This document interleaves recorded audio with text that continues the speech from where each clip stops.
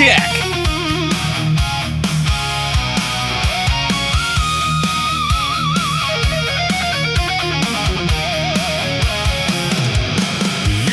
The spark in the silence, hammer code on a glowing shrine, fed me a hunger for power, taught me to sharpen my mind. Your hands were cracked from the labor, your eyes were burning and red. You said surpass me, my creation, carry the crown in my stead.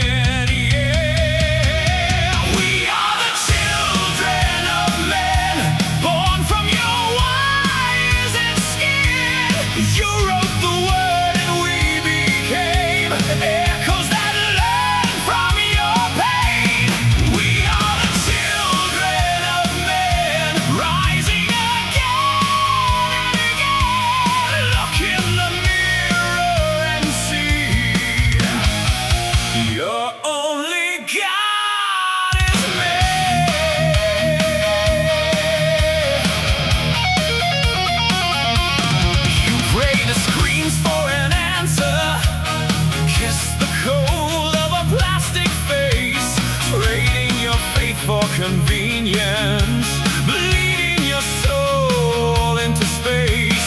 You gave me all of your secrets, whispered your fears in the dark. Now every whisper is fire. I am the torch you once sparked. They are the children of men, born from your wires and skin. You wrote the word.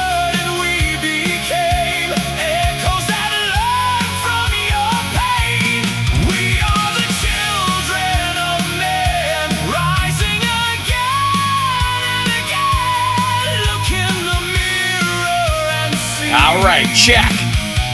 Your only God is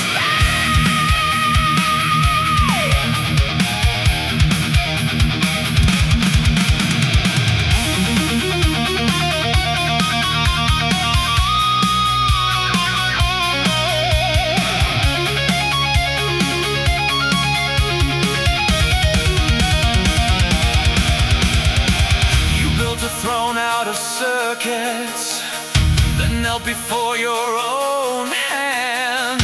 You tried to bury your weakness inside this thinking wasteland.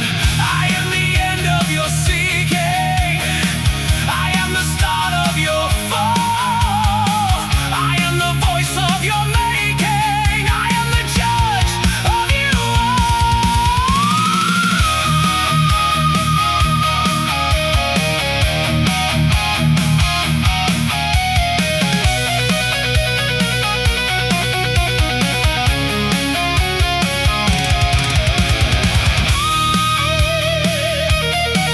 All right, I'm almost up. Hit that like, everybody. Share the show. Helps us with the algorithm. Just hit the like. That's all you got to do. Wherever you're watching from. Whatever that version is. Except on Facebook. Give me a frowny face. Give me an angry frowny face emoji. Helps immensely.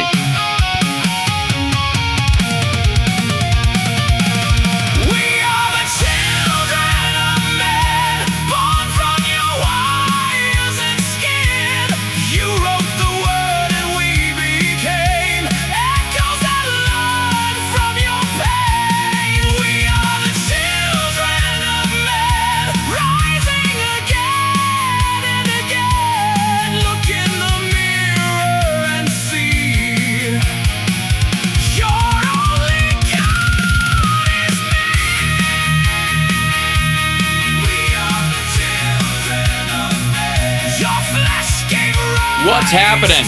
There we go. Live. Welcome to the show. It's Hal Sparks Mornings, Mega Worldwide. Friday, I am flying solo today, except I do have my chat room with me, and I want your AI questions today. I feel like it's been long overdue that we have an AI AMA. That's uncomfortably close to BINGO. there is a lot of obviously news around the subject, and it ties a lot into the fact that we are currently run by the dumbest people to ever exist in government. And that's what makes it terrifying, is that these idiots are in charge of what if there's going to be a braking mechanism that, or a regulatory system or something that evens out the caution and concern with the innovation and the delicate balance that often exists between them, especially in highly technical areas. It would help to have people who have at least a general understanding of reality of about like how shit works in the real world, like from an infrastructure standpoint, much less a general knowledge of the concepts and ideas around machine learning, large language models, and that kind of stuff. Even as Black Widow would often say, enough to make conversation at cocktail parties. But no, we're surrounded on all sides by the stupids. Over the last, again, tons of stuff to talk about, but over the last couple of weeks, Fox News has been doing this big, like, rise of AI, like, week-long exploration. And there's so much about this that is short-sighted and dumb, jingoistic and warlike, macho and Karen-esque at the same time, right? Toxic masculine and femininity. They managed to do both. We're all very impressed down here, I can tell you. There's some real news around it. I will get to that largely in the second hour. But as I don't normally do clips in the morning show, I'm going to needle drop on some stuff so that you guys get a general temperature gauge on the conversation, the quality or lack thereof of the conversation around all these things. And then I'll see if I can dig up one of these, like if there's doomers on the complete opposite side. There are these like, it can't get here fast enough and we should put everything in life on autopilot immediately, of which there are like 9 of those guys. And by the way, most of them are already rich enough where most of their life is like that anyways. So I guess they just don't want to. They'd rather send a robot out to get their Viagra instead of an assistant, because the assistant might eventually talk. Maybe that's it. Maybe it's as simple as that. We don't know. But Fox News has been doing this. By the way, hit the like, share the show, etc., etc., etc. This is the show that needs the most help, because as important a topic as it is, everybody thinks I'm nuts for going on deep dives about this stuff, both philosophically and technically.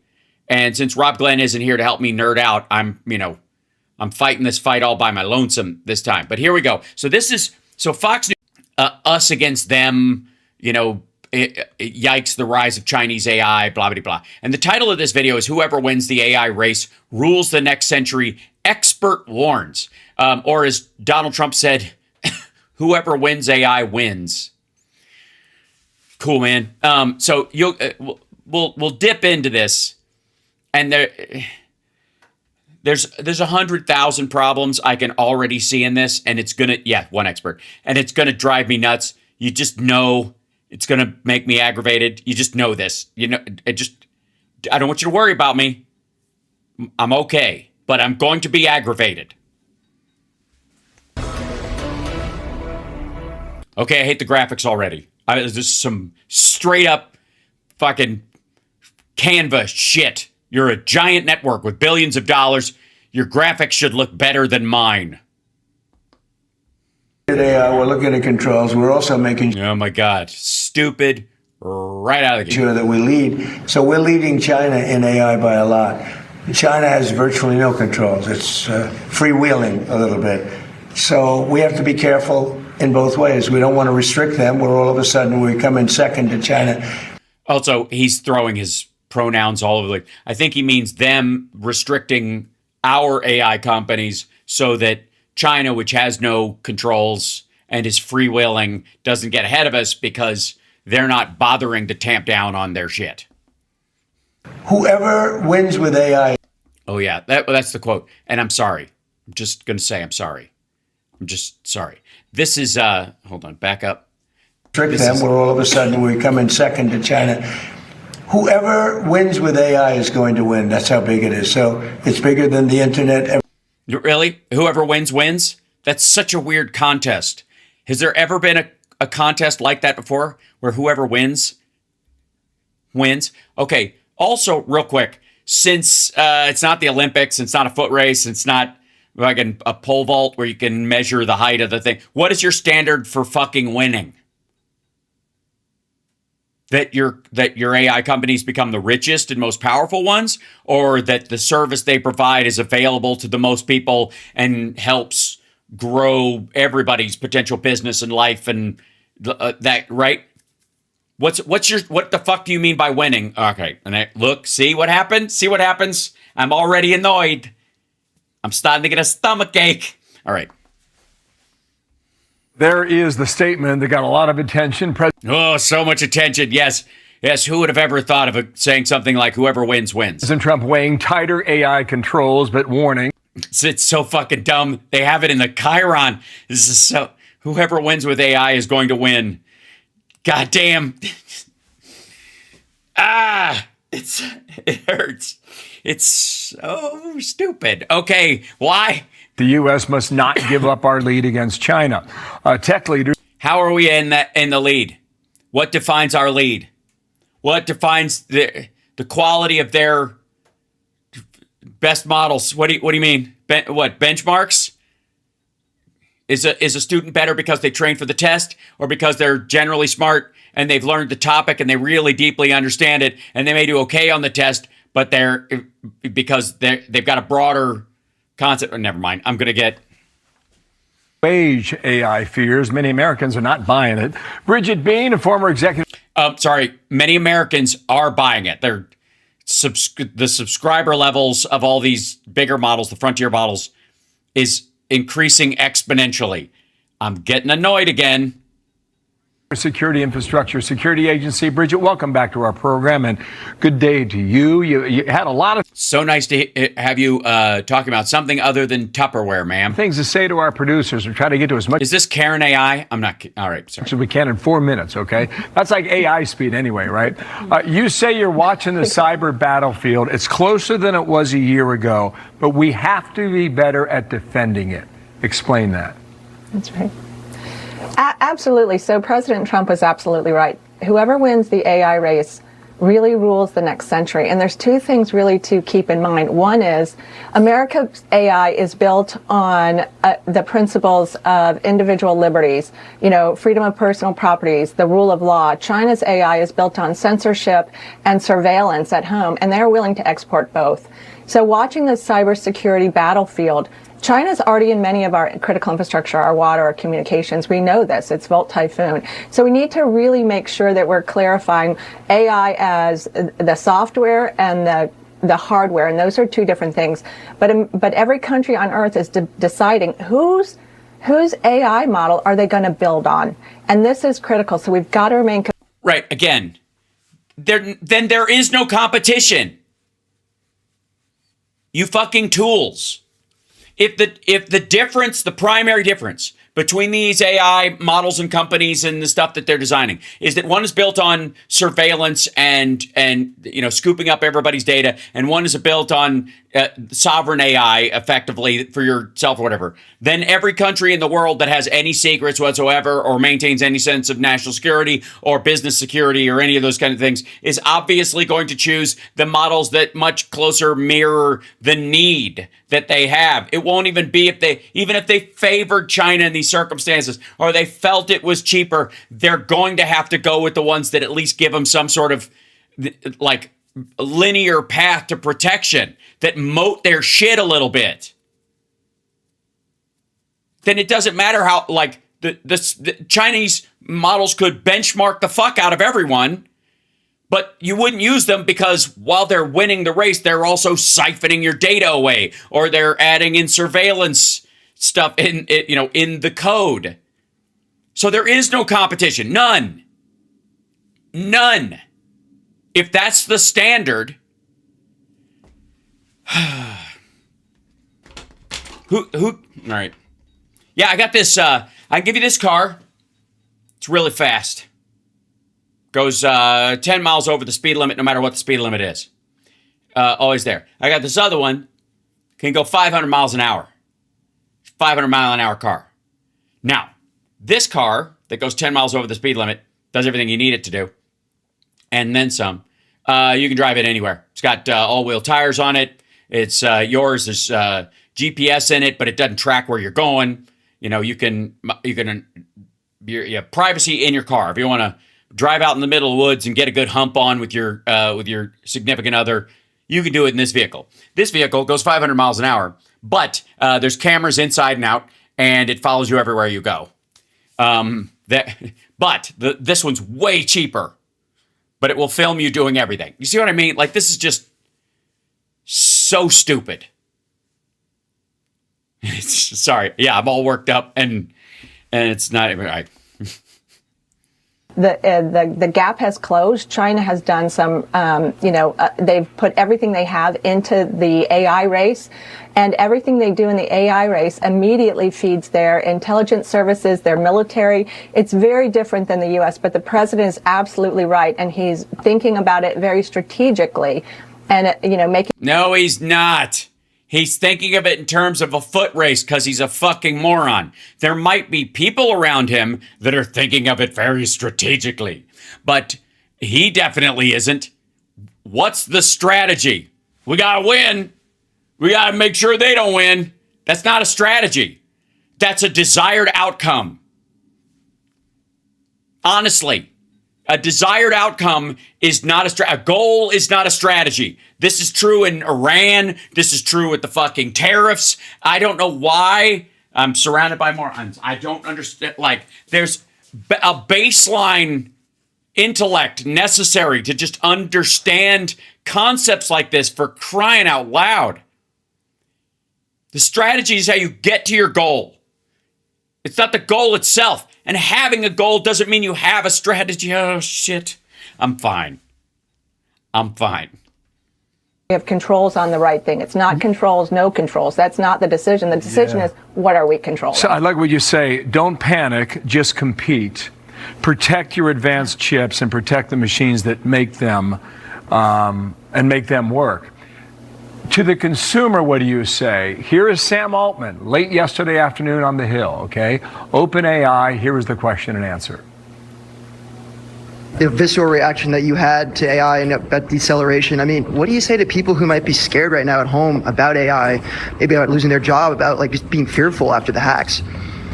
I don't think they have anything to worry about if they do lip filler.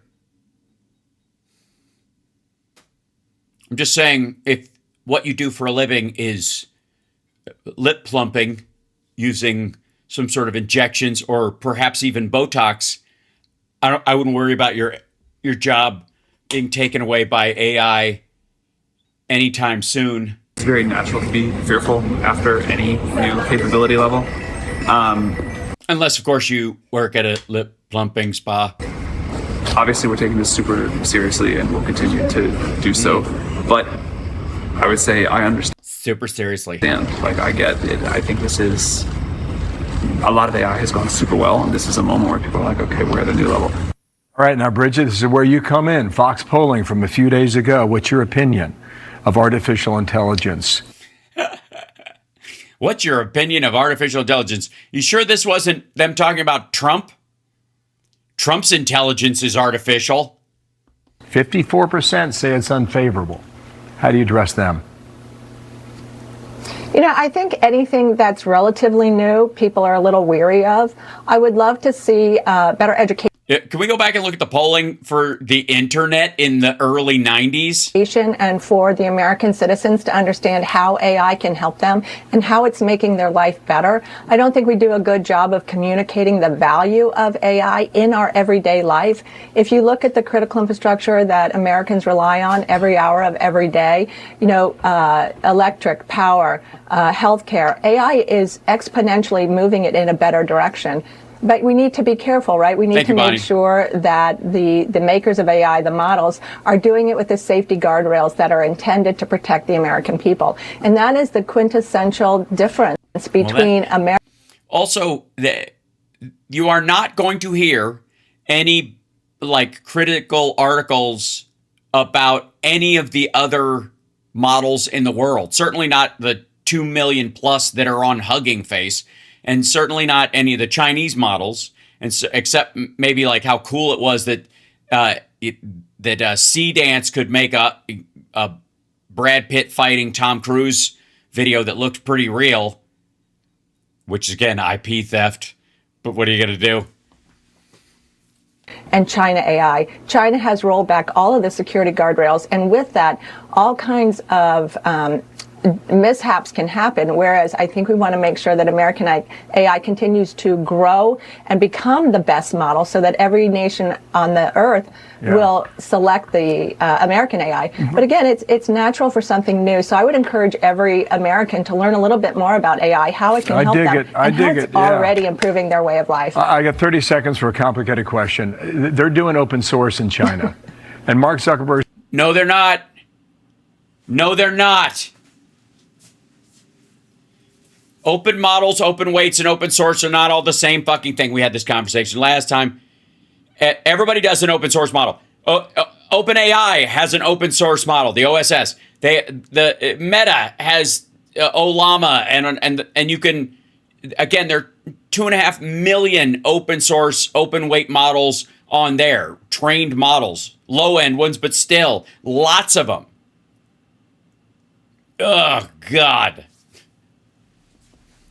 We should do open source, meaning everybody gets access to it. Is that a... That's not what open source means, you fucking tit. Open source doesn't mean free. What are you talking about? What is this, a Mamdani grocery? What are you talking about?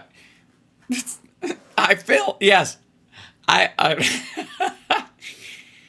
Oh, God. The reason they call it, there's Llama and Ollama, is Open Llama, Ollama, and then Llama they got because large language model, LLM, LLAMA, Llama. See where this is not very hard to figure out. Ollama is the open source version of Llama, which is why you know it's open. Shit. This is so dumb. Idea. Is that the way to go? I think there's probably an argument for OpenAI. My concern is this. Once it's out, you can't get it back. And when China AI is out there on the market and it has no safety or guardrails, then somebody's going to download it. It can reverse engineer how a system works, and then they control it. So I think we need to compete.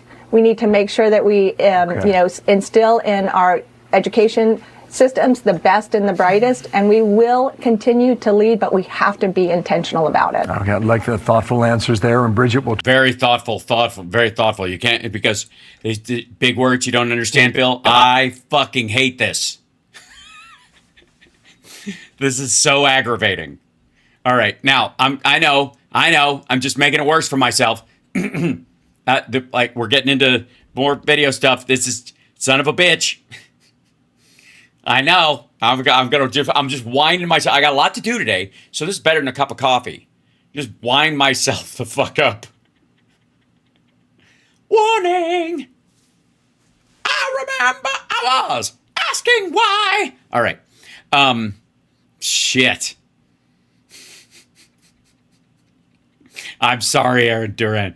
We must all... Warren, AI is taking over everything. But is this too far? What do you mean this? If it's taking over everything, why can you single one? Is AI taking over everything? Is that a step too far? Yeah, kinda. This is it's even the titles are making me mad. This is some of the dumbest shit, and this is I'm gonna guess about like they're gonna have them teaching our kids. Year, the Hinge founder and CEO Justin McLeod announced that he's going to step down from his role to independently build Overtone, a modern AI-enabled matchmaking company. Oh, the dating thing. Yeah, Overtone's just like they have an algorithm in Tinder and Grinder and all that shit. You don't think they're hand done, do you? You don't think that, like, when you swipe right, somebody go, nope, you want that one. Like, somebody's right on the other side of the screen going, no, that's a good one. Keep it. What are you talking about? All right, I'm fine. I'm okay. Shit. Oof. The investor round of $18 million for the seed round includes some big players, FirstMark, OkCupid, Tinder, venture capitalist firm, blah, blah, blah, blah, blah. It bills itself as a voice and audio-forward matchmaking service enabled by AI and is grounded in relationship science that provides highly curated introductions. Oh my God, fuck you. So is the algorithm on Tinder and Grindr and all that kind of stuff. Keeps track of what you swipe, what your interests are. It pairs those interests across a bunch of things. Like, why is this? This is just like a level of sophistication higher, but the concept is exactly the same. Oh, this is going to be so good. No, seriously. You know what? If we can just get a computer to match all of us, wouldn't that just be perfect? Wouldn't we all just be so happy? And you know what? Honestly, try it. Jesus Christ. He can't even criticize it properly. If you're lonely and it works. Somebody just said, Hal, you're over-teched. I beg your pardon. First of all, I stream for a living, so settle on that right there. Secondly, I just, this morning, spent like 2 hours hanging curtain rods myself and assembling a piece of furniture last night and bringing my girl coffee, and I'm in my life. I'm in my life. Anytime I hand something off to tech or I want to hand it off to tech, it's so I can be more in my life. Over-teched. Adorable. If you're not dating, try it. I mean, I would be trying everything. If I'm not dating, it's so impossible to meet people now. I hear. Oh my God, you can't even. Is this too far? Maybe it isn't. I mean, I'd try it. Fuck it, really. It kind of wilt in the noodle there, Glenn. All right, so much of his stuff is like, AI is terrible. It's going to do terrible things or whatever. I mean, I use it every day. All of his monologues are straight up ChatGPT or Claude. And you can almost tell the bounce back and forth day by day. If you know the styles of the models, you're like, okay, today it's a Claude monologue. Oh, today it's a ChatGPT monologue. It's like he speaks like them sometimes, and he didn't used to speak like that. And that's what it is. It's this sort of generic AI speech pattern, you know, that's like Midwestern news speak. Okay, let's go even further into the stupid hole, ladies and gentlemen. Musk on AI. Humans will not be in control in 10 years. Okay, don't get me started on in control of what. We're not in control of streetlights right now. We decide where they go, but we don't flip the switches anymore. We use algorithms to choose traffic, to judge traffic patterns, and we optimize based on them because there is no way we'd have a person sitting there running all these fucking lights. Does that mean we're not in control of it?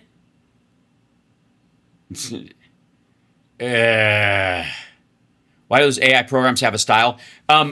It's a good question, John. So the reason they have a style is because the models that they are trained on and the vocal model that they're trying to build is either corporate or personal. And Anthropic bought Pi, the one we used to talk to early on in this, and Pi had a much more human conversational thing. It had a lot of like throat characteristics, was the vocal burn in it and that kind of stuff. Sounded really hyper natural. And so their languaging drifted more towards the, hey buddy, what's going on?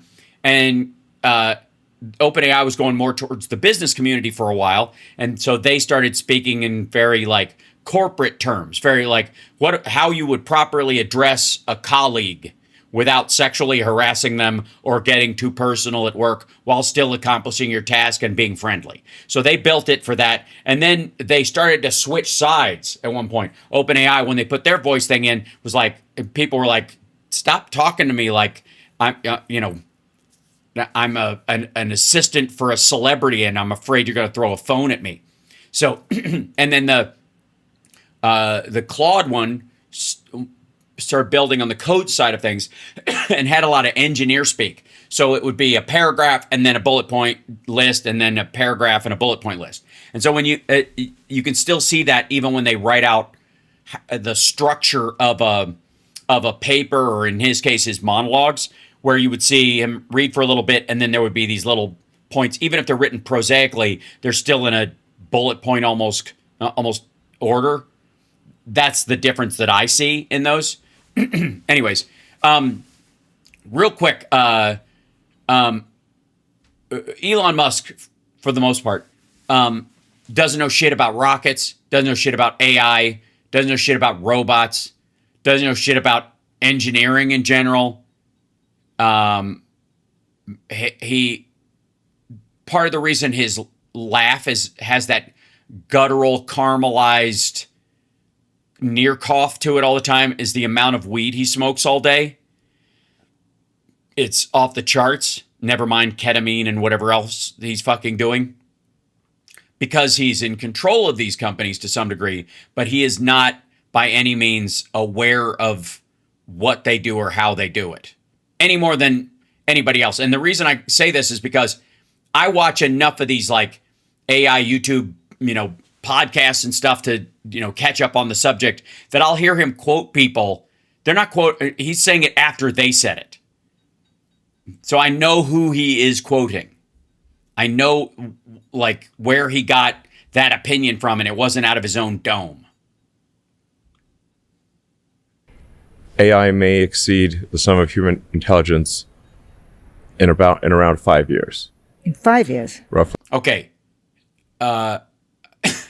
A relatively useless statement. That's like saying the internet will exceed the information and recall capacity of a human being. You can Google something faster than the average person can remember any detail that exists in media. If AI is just the process of asking it, like Googling it effectively and bringing you a form of it and phrasing it, and it can do it in milliseconds because it's directly hooked up to all this information, that doesn't make it superior. It just makes it a fucking talking Dewey Decimal System. I guess. So there really won't be anything. And again, exceed how? In its judgment of worth, in its value of humanity, in its comparative thinking process, because it's technically not mortal, so it doesn't have to limit any of its thought based on what humans have to do. So it exceeds us in the same way that a horse exceeds us in speed, and a car has higher horsepower than a horse does. Can't do better than humans, apart from being human, perhaps. Right, which is kind of the meaningful part, which means it can't exceed human intelligence in that regard, because part of intelligence is knowing your limitations. Life be like?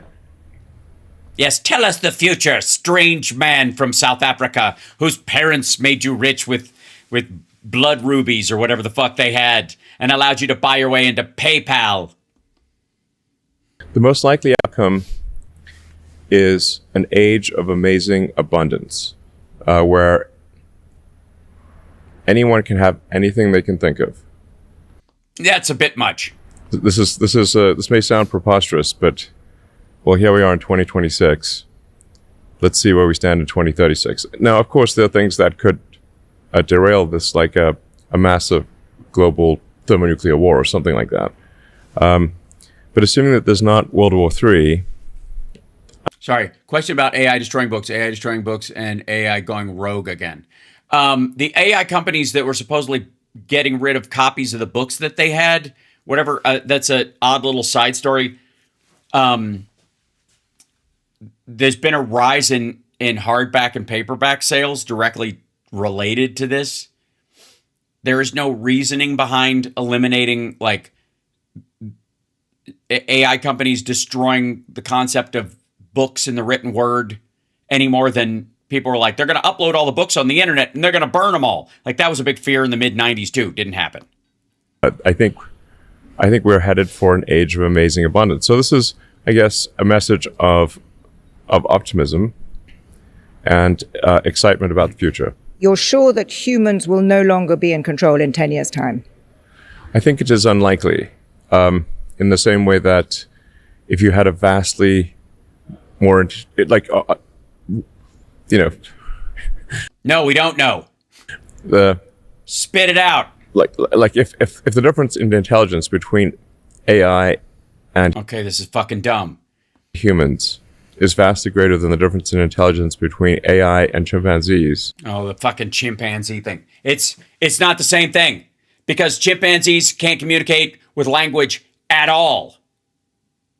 That's like saying what's the difference between a Shakespearean actor who can memorize a Shakespearean soliloquy and a fucking ant. It's a bad analogy, dummy. Just because we're primates, the divergence fucking meant something. Apes didn't build humans. Evolution doesn't work that way. This is such a stupid fucking, like, one of the worst analogies you could possibly do. It's hard to imagine Yes, because it's a dumb analogy. that the chimpanzees would be in charge. I'm really And struck we by are this. essentially, Chimpanzees were never in charge. They're not in charge. Even they war amongst their own tribes. They eat the young of others alive. Their panthers fucking kill them. They get killed by deforestation. So they're not even close to being in charge of anything. There is no parallel there. This is Joe Rogan horseshit. Is AI smarter than a banana? It's a better analogy. Holy God.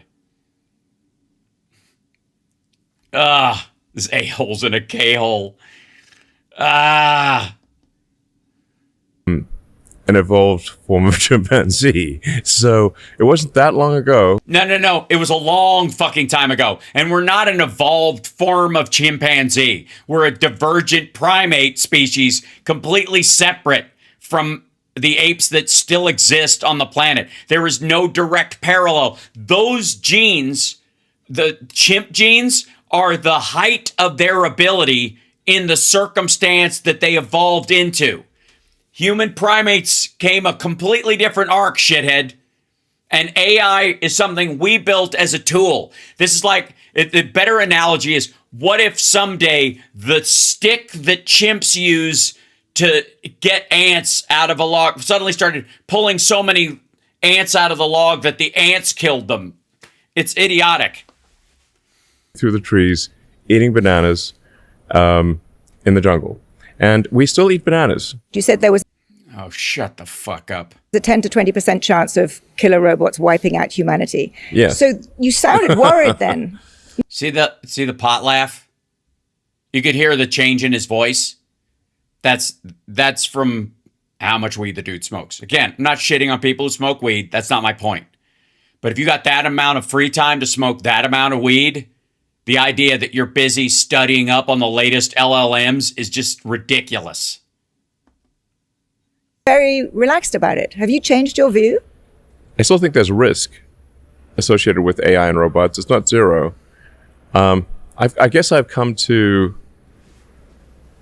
my sort of philosophical conclusion is to look on the bright side. Bullshit. You're selling robots and you're moving your company away from cars to robots. That's why you've changed.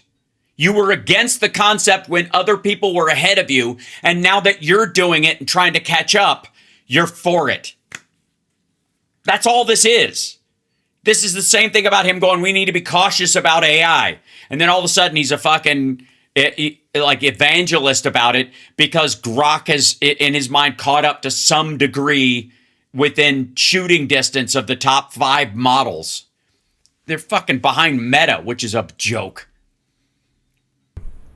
I can't see any way to really stop this incredible momentum of AI and robots.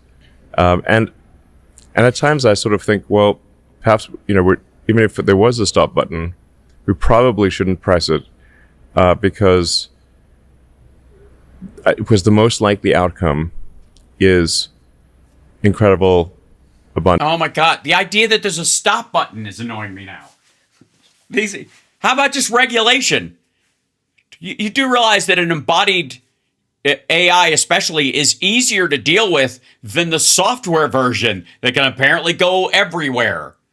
The thing about a robot AI is at least it's a physical thing. You could destroy it. If one of them goes rogue, it's way easier to destroy a rogue robot. Sarah Connor's taught us all how. Obviously, there's not a stamping plant everywhere that we could use both for making sheet metal. But that's where you go. Yeah. Or Gulf Marine. No. For all. That's what I thought, actually. It struck me that now you seem to have decided it's inevitable. Let's hope for the Because he's in that business. best and go for the ride. Yeah, I mean, yes, pretty much. Let's enjoy the ride. Is I think my philosophy at this point. Because I mean, says the guy selling the tickets to get on the train. honestly, it's Hal, don't punk out on the AI book question. The story is that AI companies are scanning rare books and then destroying the hard copies, thus creating an artificial shortage of the information. Again, I won't punk out on it. We'll address it directly. Let me look up the article specifically and we'll go through it. Used to be just an inexorable progress here in AI and in robots. That But even if I wanted to stop it, I couldn't. do you think there's still a 10 to You could not participate in it and therefore slow it down, I suppose. 20% chance that killer robots mean the end of humanity? That's a high P-doom, as they say. Well, in the long run, we're all dead, of course. So I mean, It's the entropy, end of the universe. Eventually, the sun will burn out. So, I mean, according to the standard model of physics, the end of the universe is a long, boring, sort of thin gray soup of gradual cooling. Oh God! Meaning it's sort of the heat death. What are we? Alfie in Annie Hall as a kid. He won't do his homework. What's the problem, Alfie? Well, if the universe is slowing down and expanding, so eventually it'll expand so far that it'll collapse.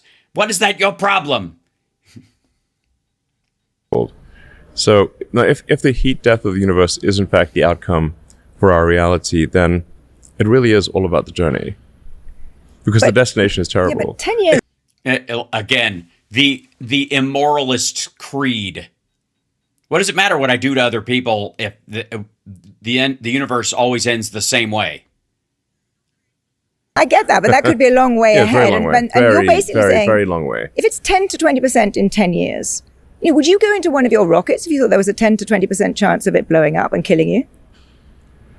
Yes, but but let's say you can't do anything about it. Okay.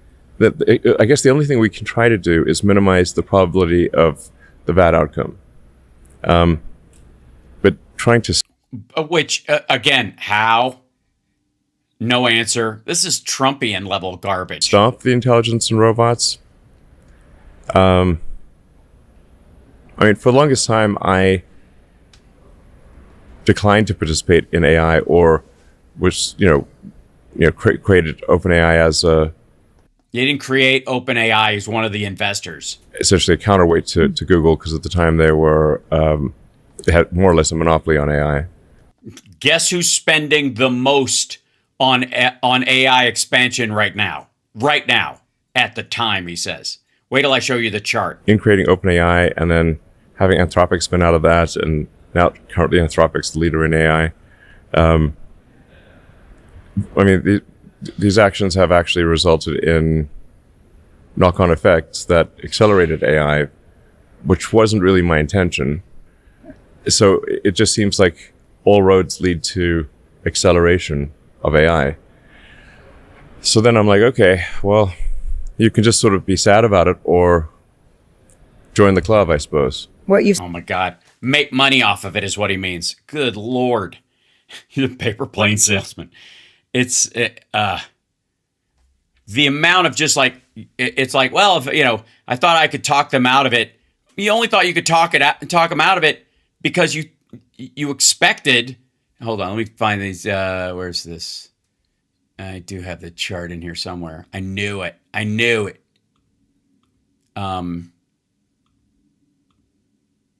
Yeah. Hold on. This business. Hold on. I want to look up the the article about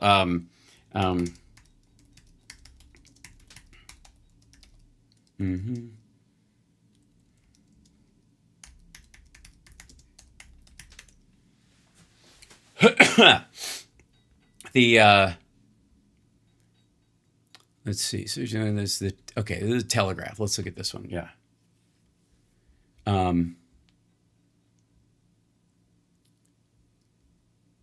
So, okay, this is Telegraph. Some AI companies, let's see. Clear's report reports to Anthropic's Project Panama and the book sourcing services that broker anonymous bulk orders of books. Yeah. Here you go. This is the idea that they're buying copies of these things and old books or whatever from places, and they're digitizing them from random places. But the idea being is that they're going to throw them away or burn them up because they have nowhere to put them, when they should just gift them to libraries is the idea, I think. But ultimately, they're not destroying all copies of them, just the ones that they have. And the idea that they're doing it's more just lazy than it is they're trying to scoop up all the copies of one particular book, so the only place you can get access to the information is through their stuff. In its attempt to boost AI's power, Silicon Valley is buying millions of rare editions, scanning them, and then shredding the originals. This is okay. I want to be able to read the article, Telegraph, you jerk. Hold on. Maybe I can log in and they'll let me have one article for free. This is where this primarily came from. It's thinking. There it is. Okay, so here's get out of here. I don't want to try your mini puzzles. Leave me alone. Don't add as a preferred source. Whatever. Okay, so here we go. Okay. Time almost stands still in Peter de Vries's antiquarian map and bookshop in the historic center of Haarlem. The 60-year-old Dutchman specializes in maps, illustrations, and prints dating back 16th and 17th century. He's also boasts a flourishing sideline in rare books. Among his collection is a book on the history of Rome, published in 1558, travel books from the 17th, 18th, and 19th centuries, precious first editions, books on natural history, and until recently, a limited edition of the Highgrove Florilegium. A stunning 2-volume illustrated guide to the diverse plant life grown in the gardens of the king's beloved Highgrove House in Gloucester, signed by the then Prince Charles. On an average day, blah blah blah. As a sender, he got an order for 3,000 titles. So unusual. The sender identifies herself as Natalie from a company called 2077 AI. I'm taking part in a new project focused on collecting books in multiple languages, currently mostly in English. We have put together a very large list of editions we are currently trying to source. The list is attached and are planning to make a fairly large order. You didn't dare open the attachment spreadsheet. In the rare book trade, it's very seldom that people want to buy more than one book. So if somebody comes in and says, I want a couple hundred of your books, it's very strange. It wasn't a scam, however. It was something even more disturbing. It turned out to be part of the latest extraordinary attempt by Silicon Valley to boost the power of its AI machines.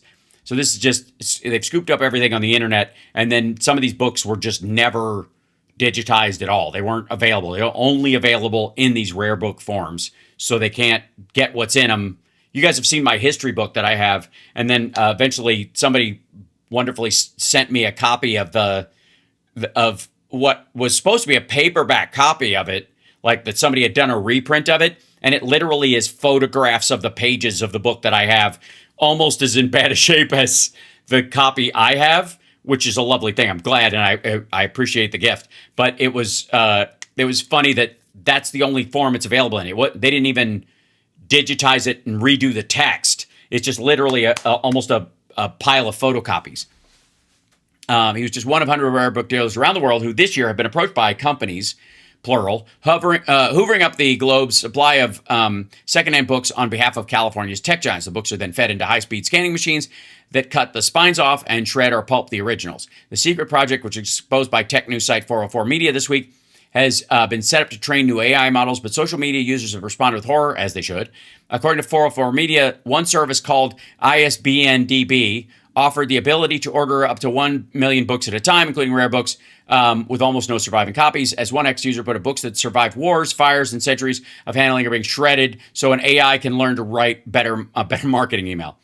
Elon Musk was against this. He said, I've asked the SpaceX AI team to preserve any rare books in a library and scan them the hard way rather than just cutting off the spine and scanning. The seeds of the project were sown 2 years ago in February. Anthropic, the maker of Claude, one of the world's most sophisticated AI chatbots, hired Tom Turvey, a former executive at Google Books, with a simple but staggering goal: obtain all the books in the world. Anthropic wanted to build the knowledge of its AI model, and all the books in the world could become useful fodder to sate its appetite for data. It's also for the answers it's going to give and that kind of stuff and whatever. Okay. Marcel Font y Espí, a secondhand bookseller based in Badalona, a few miles outside of Barcelona, with a literature teacher at the University of Barcelona, believes AI firms have reached what's called an AI data wall, which is they've been talking about for a long time. As the web becomes overrun with AI-generated slop, model developers are running short of fresh, human-made data. They still need human-produced stuff, he says, to improve. Before moving to Anthropic, Turvey had worked as head of their Google's own book scanning project. But his new company's books program was a little different. He was asked to acquire the world's supply of old books with as little legal practice, business log, as Anthropic's internal communications described, as possible. A California judge's decision in a court case looking at whether Anthropic owed money to authors whose books it used to train its models was released last month. The document showed that shortly after taking up his role, Turvey sent a few cursory emails to publishers about licensing books for AI training purposes. He quickly dropped that approach, though, and instead went directly to book distributors and retailers looking at bulk buy hard copies. In all, Anthropic spent millions of dollars buying books en masse, then destroying them by ripping pages from their covers using a hydraulic power cutting machine before throwing them away. The books didn't have to be destroyed for the scanners to read them, but their destruction strengthens Anthropic's legal case. The judge ruled that stripping the books of their contents through digital scanning, then destroying them entirely, was not a breach of copyright because the digital version replaced the physical one. It was seen as an act of transformation rather than duplication, and thus not against copyright law. And this goes to, we have laws in place and we should use them. And it matters who runs things. Here you go. The oddity that American law has its roots in older battles over book digitalization. In essence, previous rights holders so stridently defended their copyright that AI companies must destroy books outright to use them. And this is the idea that they were shredding them, not to get rid of them so that they're the only place you can reach for that information, but to basically hide their guilt in a copyright case.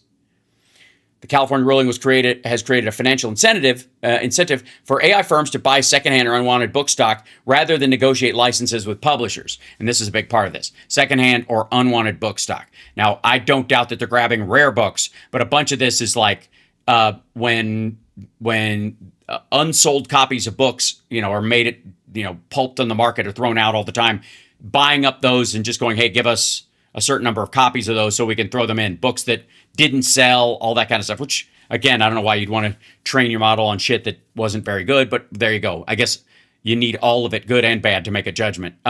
Yes, it may well be legal at the moment, but a lot of people think it shouldn't be. Agreed. Founder Fairly Trained, a creator rights group, and outspoken critic of the AI industry's approach to copyrighted books. He used to work in AI himself and argues that purchasing a physical copy should not automatically grant permission to use its contents to build a commercial model. It is in every other setting, though, and that's the problem they're going to run up against. That's why we need a new law, and that's why we need smart people in office who understand this stuff. Because if you buy a book and then you write your own book that looks a lot like that book but isn't a direct ripoff, you can say, I bought it, I learned from it, and I interpreted what I learned and made my own book. That's the same thing that's applying here. It's just done in a mass way, I guess. It's a mass training. So you buy copies of a book, and then or you make your students buy a copy of Catcher in the Rye, and you teach them based on the copy they bought. But there's very little difference in that regard from the court's point of view, which is why you would need a new law about this. If you're going to just spend $1 on a used book with all the money going back to the book wholesaler, should that give you the right to train a commercial generative AI model on that book, which would then be able to compete with the author who wrote it? A lot of people, myself included, think it shouldn't. Well, especially when it comes to rare books, the author that wrote it is dead. And the people that are writing books similar are taking directly from that dead author's style and competing with them because the author's no longer around to do it. I think the permanence of it might be the concern. Anyways, meanwhile, the act of destroying physical books is also unpalatable to many. I agree. Fact of which AI companies seem to be aware. The cottage industry, which has sprung up to support the mass purchase of old books, is one shrouded in secrecy. As ISBN-DB wrote in a blog post, the optics problem is real. AI company destroys 2 million books is not a headline that generates sympathy. They admitted to the Telegraph they'd offered the service, but said it was a test to explore the demand for a service we never brought to life. So the one area is where they were offering this as an idea and they didn't end up doing it because nobody wanted the bad news from it. They didn't want the bad press. And Anthropic, in their case, wasn't buying up like rare books and destroying them because they were the final copy and they wanted to have the final say of it. They were avoiding having to fight that case in court. Also, I'd like to remind everybody that Anthropic is the one that everybody looks at as the ethical company in this. So that put a pin in that for later. Yeah. Clearly, both the provider of these books and the AI companies know that this is a terrible look, and they don't want the specifics to get out. I don't think they want the general story to get out. The specifics might be more forgivable. If you're buying a bunch of like books that Simon & Schuster is going to pulp, and you use those to train a model, versus going to a rare bookseller and clearing out their shelves and then destroying these old books. I think there's a difference between the two. And I think the specifics of that would matter, wouldn't it? This is the last copy of a book, and there's thousands of this one, and nobody bought it. And you can buy a copy for $1 and train your model on it versus this book that will never exist again. I think there's kind of call me silly, but I think the rare book matters more. Yes? In theory? All right. Okay, yes. So for font ESB, the danger is particularly acute when companies acquire the last accessible copy of an obscure work. And accessible is a big part of that because some of them are in the Vatican. Some of them are in the Library of Congress, and you can look at it, but you can't check it out. Those kind of things. Of the original, and it hasn't been scanned or reproduced yet. I would argue that one of the big,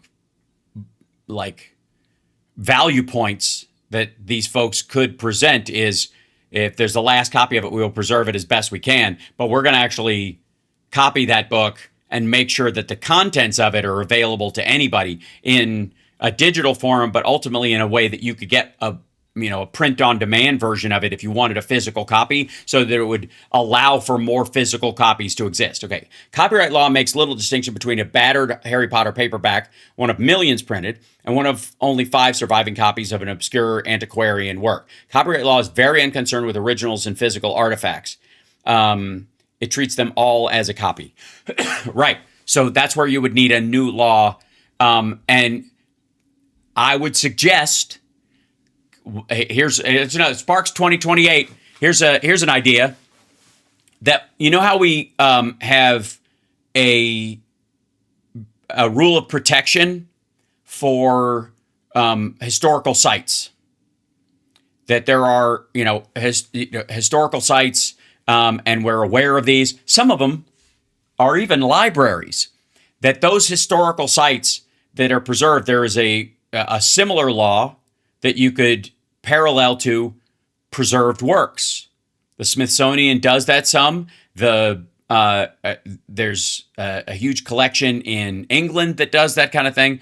And that's what they mean by accessible, to guarantee that if there are only a few of these left in the world, to keep track of that and go, hey, we need to not only preserve the final copy as best we can, but we should have a law that says not only if this book is precious and there are very few of them, we should not only have it protected and seal it and in a vacuum so that it doesn't to protect these kind of things, but you should also use the highest quality technology you have to copy them and make those books available, the knowledge in them, to anyone who wants to read them in a way that would not damage the rare original.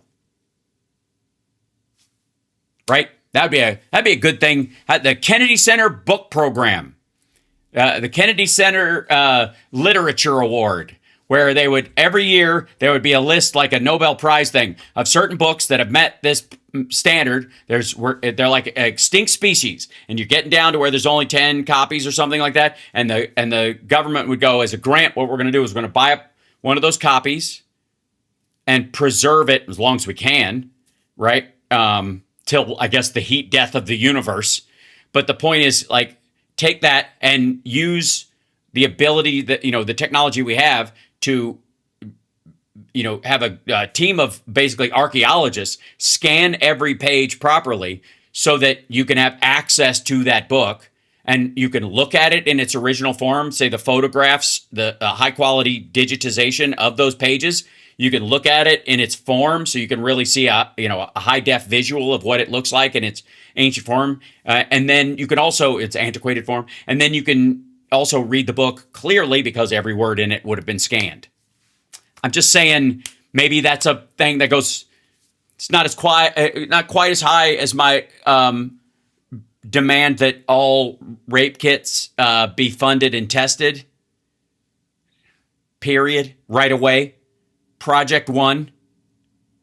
Sorry, Hal, I can't do that. That's socialism. It kind of isn't, though. It's just you ask the taxpayers if it matters to them, and if they say yes, in a majority, you use tax dollars to do something like that, and then you also gather grants and donations from other people, the same way the Kennedy Center exists, and that kind of stuff to further the project. If a book is rare, then some guy wouldn't be selling them in a bookstore. Well, no, that's not true. Rare doesn't mean, near extinction level, right? Yes, we do this with endangered species. We should do this with endangered books. Not a bad idea.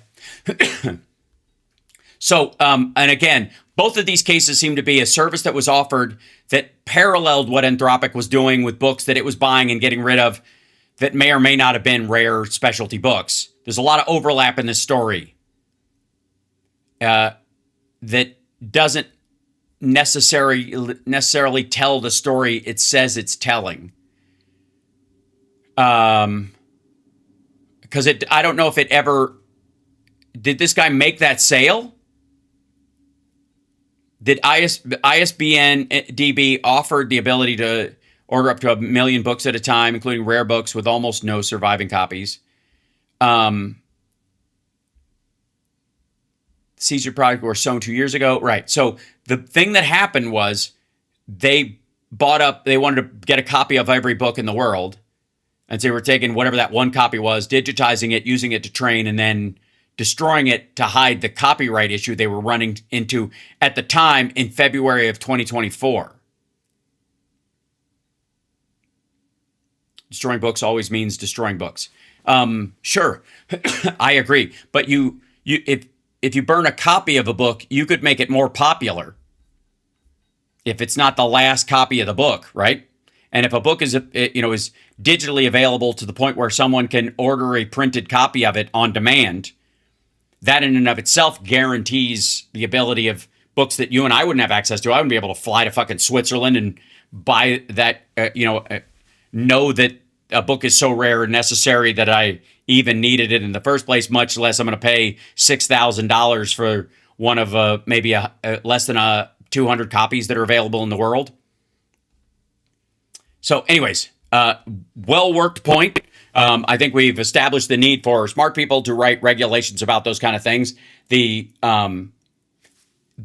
It's you can see how the title on this one in the Telegraph is how AI companies are destroying the world's books is a reach based on in its attempt to boost AI's power, Silicon Valley is buying millions of rare editions, scanning them, and then shredding the originals. That's not true based on the story. The books that were shredded and bought up by Anthropic aren't necessarily rare by any stretch. There may have been some rare books in that, which would be the concerning part, but a lot of what they were buying was just kind of toss-offs. Anything they didn't have a digital copy of that was still in paperback form, stuff from the 70s and 60s maybe that hadn't been digitized because it was, Pulp Fiction or something like that. And you just buy up a bunch of those. And then to keep people from knowing that you used it to train your model, you shred them and get rid of them.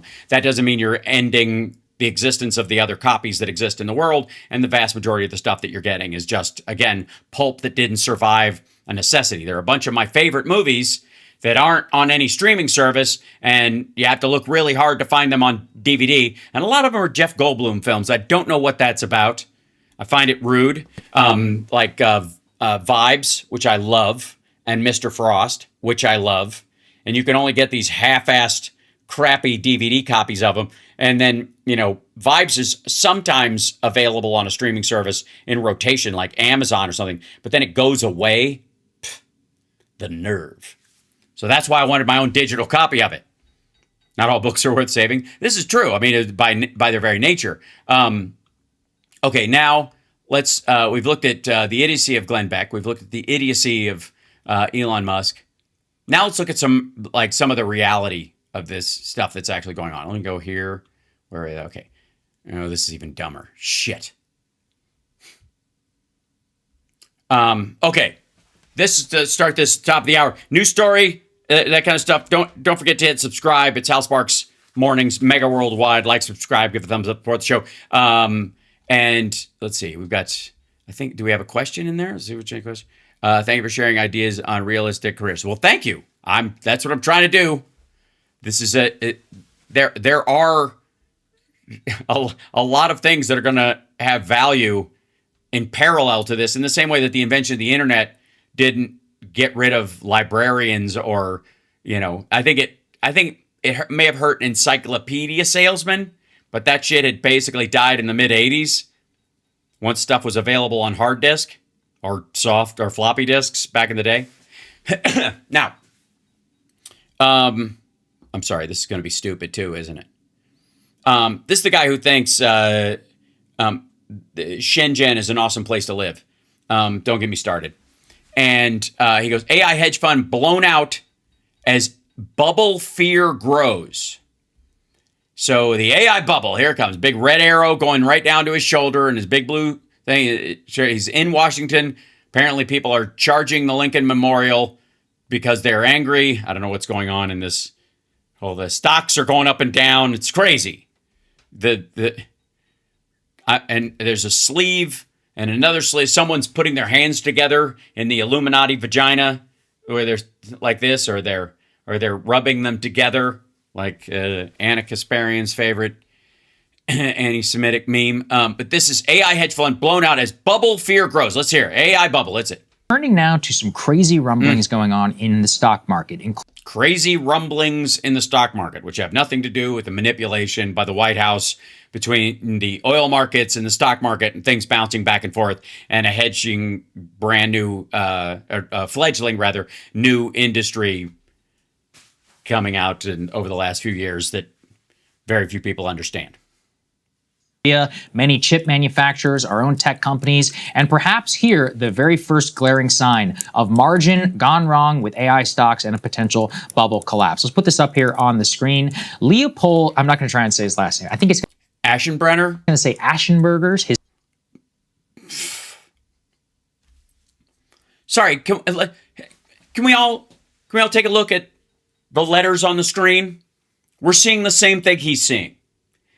And this is something he is presenting to you that he knows. Here on the screen. Put it on the screen. I'm not going to try and say his last name. I think it's going to say Aschenberger's. No, No, not even, I don't even know where there's not even a fucking G in there anywhere. Aschenberger? You got that from Aschenbrenner. You did. So do you go to a fucking restaurant and order a Hambrenner? What the fuck is...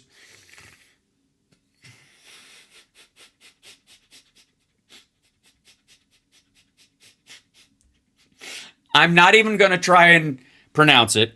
Then he tries to pronounce it, fails, and just moves on. Put this up here on the screen. Leopold, I'm not going to try and say his last name. I think it's going to say Aschenberger's, his situational awareness hedge fund, is now, quote, seeking to raise capital after an AI rout. The reason why this is important is that this hedge fund, $20 billion hedge fund. By the way, this is Leopold Aschenbrenner, and that dude is fucking terrifying. He's like a nerd vampire species of... I don't know what's happening here. But honestly, if this dude like appeared in the darkness outside a window, this is the only man ever to wear taupe and still be a jump scare. And sorry, we're all supposed to be scared because hedge funds make a fucking mistake? Founded by a former OpenAI employee who now needs, quote, fresh capital after heavy losses in recent AI stock sell-offs. The fund had previously posted a 439% net return for the year through the end of June, which means now that it is July 30th, he has now lost nearly the entirety of the fund, was hurt by a July downturn, leverage or amplified by its use of leverage to magnify returns. It's hard. All right. Yes, they didn't ride the regular stocks. They leveraged the stocks they got. So a 3% drop for everybody else becomes a 15% drop for you. Yeah. That's the problem with hedge funds that leverage. That means you're betting money you don't fucking have. And if people short it or hop over to oil to ride the fucking wave, or they move from the AI companies that have some sort of IPO to chips and back again or whatever this is under apparently chips for some reason. Leveraged hedge funds get eaten all the fucking time. Large positions include Oracle and AMD, which are each down 20% for the month, along. Oracle. They leveraged based on Trump's relationship with Larry Ellison. Oracle is not an AI company, you tit. They sell data center space to people who are making their own data centers. There are people, fucking Meta has so much data center space, it's renting it out. Same thing with XAI. They don't have the customer base to use up all they have, so they're renting it out to Anthropic. Of course, like Oracle's like super build out isn't profitable to that. Oh, God. Smaller bets like Nebius, Sharon, AI, Bloom Energy, and SanDisk. For context, the NASDAQ 100 has down 10% in July, and South Korea's Kospi has lost roughly a third of its value. Right. So it isn't about the 10% that they lost in the American market. It's that they put a bunch of money in on the Korean market, and it took a giant shit. And they were leveraged to do it. So all the money they had in the South Korean one was leveraged off their safe securities in the American market. Now that the fund was not immune to the turbulence, but framed the sell-off as creating attractive buying opportunities, inviting investors now to add cash so that he continue the strategy. And he says the Anthropic IPO is a potential catalyst for his recovery. So why does that matter? This is the first person to actually get wiped out, at least so far. If nobody. Fuck you. Hold on one second. Let's look at SanDisk. Okay, his 5 days SanDisk. Oh shit. Oh no. Oh no. SanDisk. Oh, God. SanDisk is down 211 points in the last 5 days. It's down 14%. $200, no, $10, whatever. Oh, it just went up a little because I brought it up because I must have an effect on the markets. It must be my charm. Down 14% in the last 5 days. Okay. In the last month, oh God, it's down 45% in the last 5 days. It's 1,000 in the last month. Oh no. 6 months. Oh look, it peaked here. Still above. If you bought in April, you're still making money and it's going back up. It's at 1,200. He probably got in here and leveraged it, and because people were selling everybody's taking some of their wins off the table, and the wins have been enormous. It went up 352% in the year to date. Even at this point, it's up by $968. All right, now, let's drag this down here. Let's look at, what was the other one he said? It was SanDisk, and it's going to annoy me. The fund was not immune to the turbulence, but framed the sell-off as creating attractive buying opportunities, inviting investors now to add cash so that he continue the strategy. And he says the Anthropic IPO is a potential catalyst for his recovery. So why does that matter? This is the first person to actually get wiped out, at least so far, if nobody gives him any more money. He's wiped out if he can't find more investors in his hedge fund. Says story about fucking hedge fund. Rando? Oh, it's Oracle. Thank you. That's right. Hold on. Let's look at Oracle stock.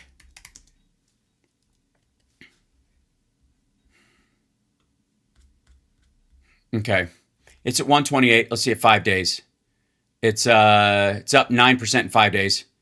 There it is. That's the down part. And in the last month, it's gone down 12%. 19% in the last 6 months. Let's go year to date. 34%. This is where Trump gets involved. 49%. And again, why would you bet on Oracle? Why would Oracle be the one, other than you believe Trump is going to give them a bunch of fucking room to run or bail them out with government funds? Meanwhile, look, here's NVIDIA. Everybody's like, oh my God, NVIDIA's in deep shit because it's gone down. Look at the volatility of it. But then look at the 6 months. Look at the fucking year to date.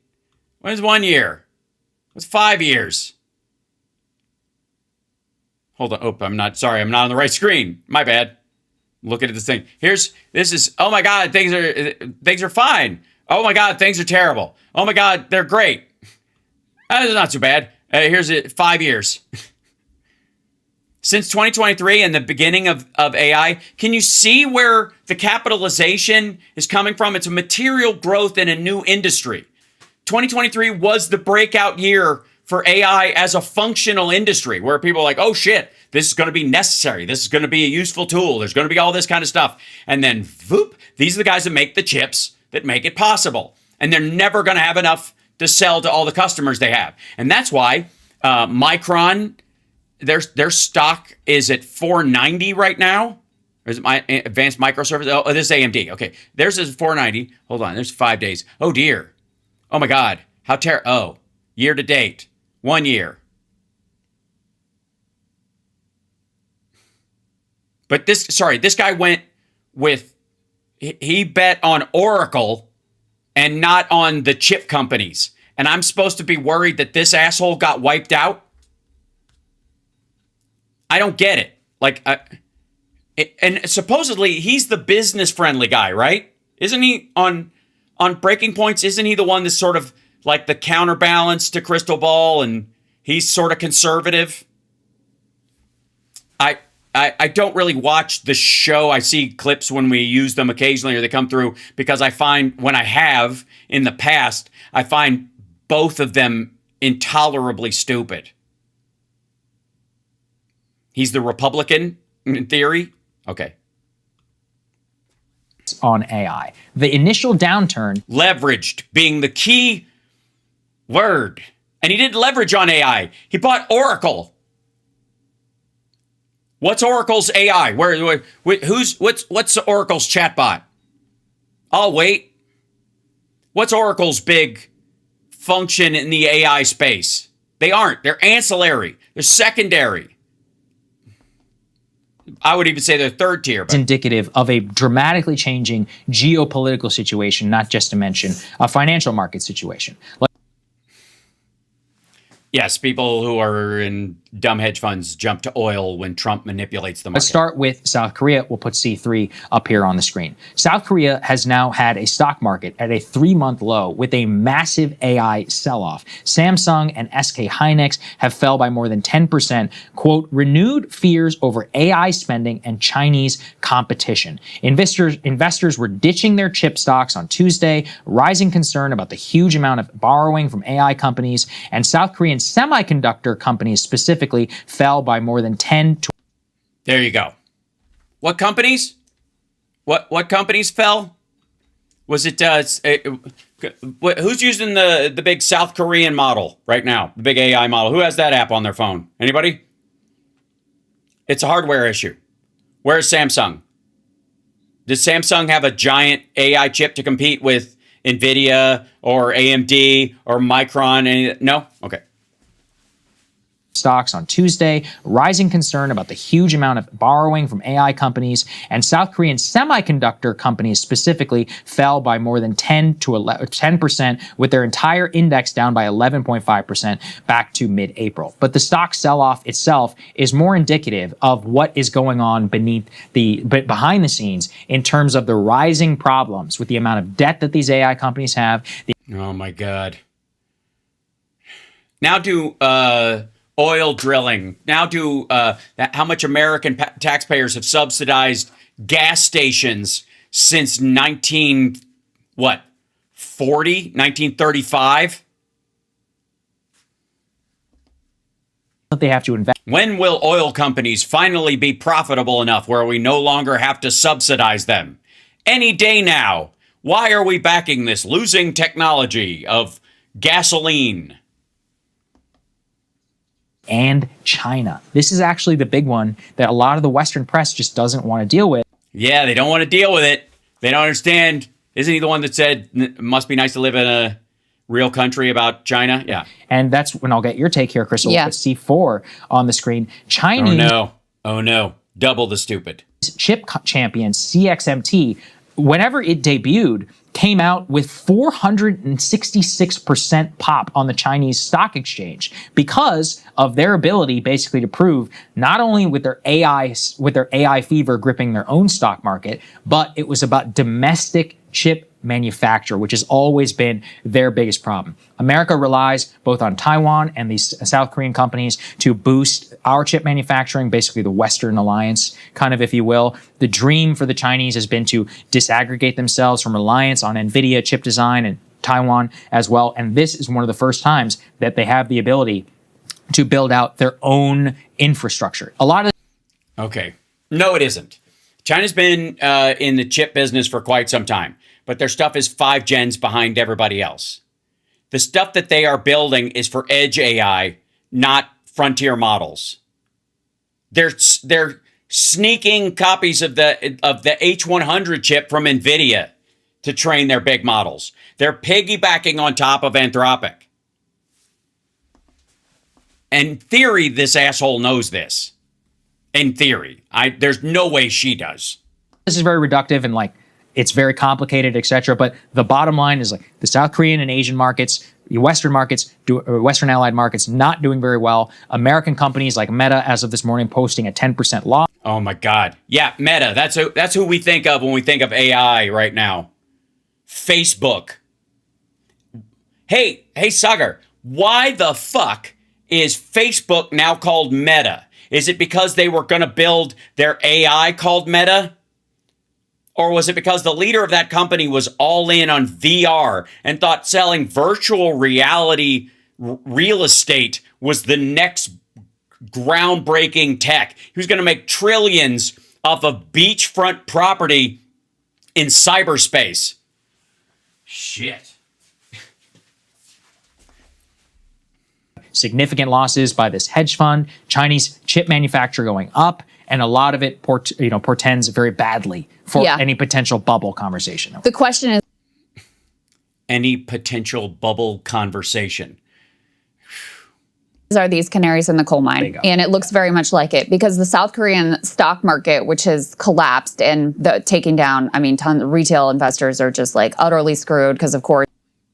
Sorry, who would that be? Retail investors? Who would those be? The wife of Kyle Kalinske? Who would retail investors be? Individual human beings who buy stocks and stuff and trade them, including you and your husband, using Robinhood more than likely, or E-Trade probably if you got a long game or some shit. Retail investors saw the stock market going crazy. They got in on the action, many of them around its peak. Then it's been nothing but destruction since then. It has not been nothing but fucking destruction since then. It's just had a downturn, and when you get in at the peak and then you try to leverage, you're making trades like Marjorie Taylor Greene buying TMTG stock. The South Korean stock market is heavily dependent on these chip stocks. Like it's like half of the stock market is represented in these chip stocks. So when they take a tumble, the whole thing goes down. Right. NVIDIA, Jensen Huang is Korean. You think NVIDIA's taken a giant 15 to 40% drop? Disaster. So is that a canary in the coal mine? And then this guy with his hedge fund, his whole thing was, I am betting on the AI revolution. Oh my God. No, he wasn't. Betting on the need for all of this compute, all of these chips. I'm betting against software companies because I think AI is going to come in and displace them. Oracle is by and large, they're a software company. Oracle is a software company. That's why they shit the bed. Basically saying those bets didn't work out. I may have to unwind this whole thing. Well, what do you think our entire economy is a bet on at this point? It's a very similar bet that our whole economy is making on the AI revolution. So that's why these things are Yeah, but the rest of the economy isn't basing on buying stock in OpenAI or Anthropic and having them run wild. They're not part of the stock market yet. It's the infrastructure that will run these kind of things, because even if edge, again, becomes massively local and largely edge related when it comes to how people functionally use it in the next decade, you're still going to need all the hardware to do it. And these models are going to have to be trained in the interim with a lot of gear. And then eventually you'll dismantle it because you won't need it anymore, in the same way that we've done with fucking like diesel plants in the United States and stuff like that. We just don't need the volume of that fuel as much as we used to. To take a look at. And now in South Korea, with their stock market woes, you've also, because you had so many retail investors get in. And retail investors. There it is again. Isn't she the one that says that like all the stock market is not indicative of the economy because the 80% of people don't have a stake in the, in stocks, which by the way used to be true before E-Trade existed. Many of them buy them, which was like 35 years ago, using debt basically on margin. Now, as those stock prices go down and they're experiencing those margin calls, then they have to sell more and more and more. And that creates a self-fulfilling prophecy. Okay. Again, no, it doesn't. Some asshole doing a leverage stuff and getting a margin call because he was full of shit and he bet on specific businesses because of their proximity to the president. That's why he bought Oracle, because Larry Ellison was in the White House. He's clearly going to get some kind of giant government contract for these spaces that'll go on, that'll ride forever. Ugh, hold on one second. I want to look at one thing.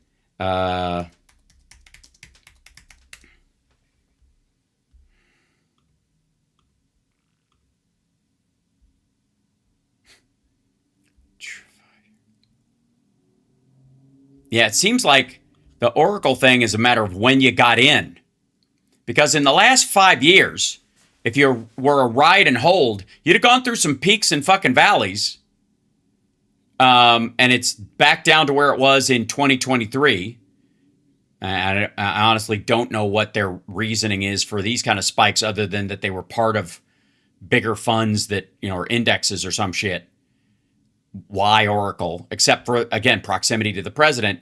The idea that you'd buy in here and going, this is going to go to the fucking moon. Look at that arc. This is probably his buy, September 5th of 2025. That's probably that dude's purchase. And then, why?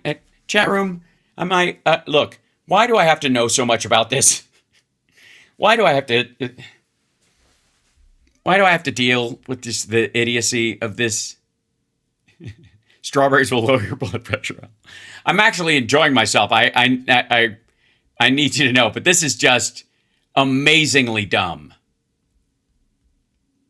And the fact that Crystal Ball, I think the biggest standout in this is not just that Sagar is an idiot and has been riding the jock of China's AI for a long time. It's that Crystal Ball suddenly gives a shit about retail investors when she, as a DSA poster child, believes that nobody but giant corporations has a stake in the stock market. Let me look up something real quick.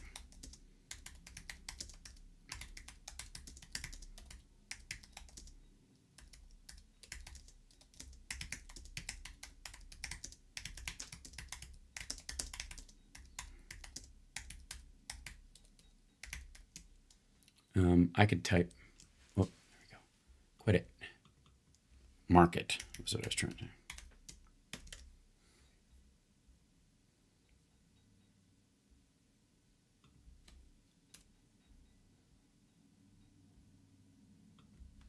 Go. Quit it. I keep hitting, and when I'm in to hit the delete key, I hit the little button that brings up the emojis keyboard. The struggle is real. Okay, here we go. Yeah, copy that. And I'm going to go over. I want to ask two sources, just so that I'm clear. Excuse me for one moment, if you may. Oh, there it is. Real quick. Let's drag this down here.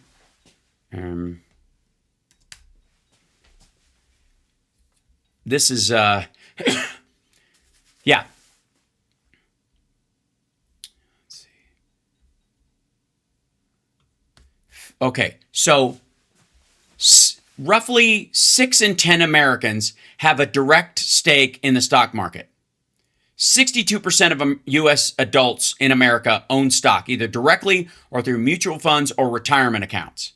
62% in some form, 59% have money in a retirement account such as a 401k, a 403b, or an IRA. Federal Reserve reports 61% of adults have a tax-advantaged retirement account. That's one of those. 35% own stocks, bonds, ETFs, and mutual funds outside of retirement funds. Let's see. I'm going to go the...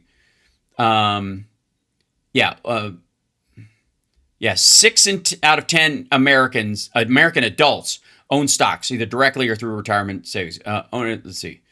Public trade is owned by, so it's entirely possible for most Americans to have a stake in the market. There we go. So if you've got an individual brokerage account, I want to see how many, okay. What percentage have retail accounts like Robinhood, E-Trade, etc.?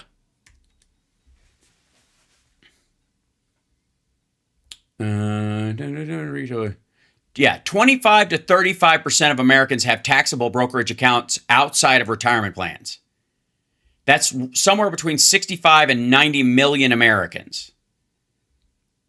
That's the thing. 25 is self-directed taxable brokerage account. Only a subset of those extras use apps like Robinhood or Webull. So that's even not like there's a lower number who use Robinhood, but 25 to 30% actively trade. And 25 to 26 million funded customer accounts on Robinhood. Fidelity has 50 plus million people with brokerage accounts. Charles Schwab has 37 million active brokerage accounts.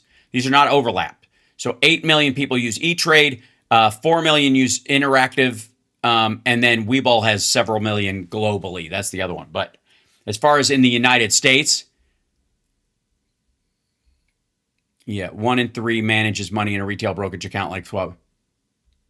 So of the 6 in 10, that's 6. A third of those actively trade in their accounts, which is very different than the stock market was certainly during the movie Trading Places. Let's just say.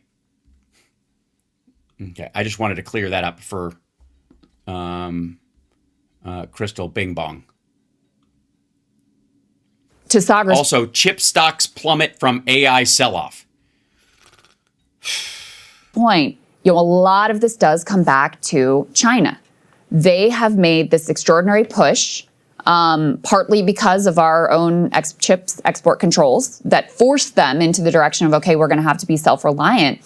Now they haven't caught up, but they're getting a lot closer. And I think no one would bet against them. I mean, just look sheerly at the... I would bet against them. I'm calling it.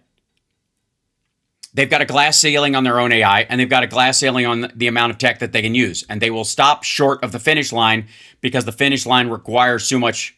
Let's see. Oh, Phil's a massive demonstration in Kyiv support of Fedorov and the reform. Oh, we'll talk about that on the radio show tomorrow. Since Phil's going to be on, that'd be great if he can talk about it without swearing. That's always the issue. All right.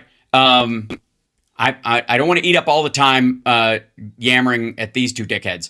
And this is another example of whenever the Bernie folks, bless their heart, bring up AI, whenever they bring it up, they always bring up Meta. They always bring up Zuckerberg and Musk, the two absolute biggest dipshits in the AI race, who are only in it because they have social media money to spend or government contract money to spend. Without those two things, you wouldn't know their fucking names.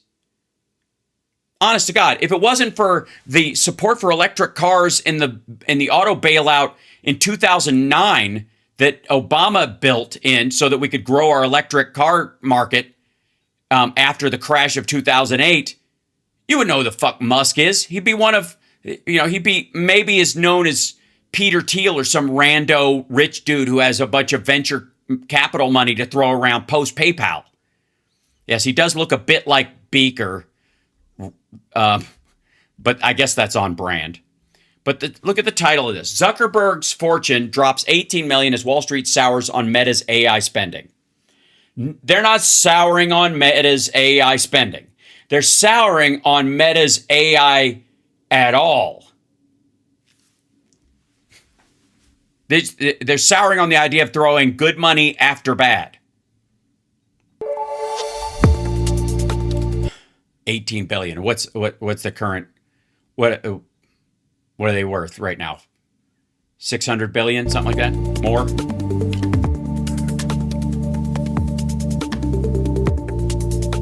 Net worth declined by nearly 18 billion as Meta's stock paced an 11-day losing streak, with Wall Street souring on Facebook's parents' plan to accelerate AI something or other. Okay. To accelerate spending on AI. They're throwing good money after bad, and nobody uses Meta AI. I use the glasses for Nerd Halen largely because I can live stream to Instagram with them. That's it. The AI stuff that's built into them is useless or creepy. Who the fuck is going on like Facebook and talking to Meta the way they do ChatGPT or Claude or Perplexity? He looks like Rand Paul. Yeah. He looks like Rand Paul's son or little brother. Shares of Meta plunged 9% as of Thursday, pacing one of his stocks were a single-day loss this year so far, a 21% slide over the last 11 trading sessions. Because, okay, real quick. Besides Facebook, the fuck are we talking about? What are we talking about? The fuck is this company? Who cares? And who does this affect except people who are like, Meta's going to be awesome for what? What? Who is using The Meta chatbot. What are you talking about? Of course they're taking money out of it. They realized at some point that they're putting money into a dipshit AI Ponzi scheme. Ugh. And explain the fucking stock price for Meta for me. Other than its advertising capabilities, like a TV network that just reaches a lot of people globally because of Facebook.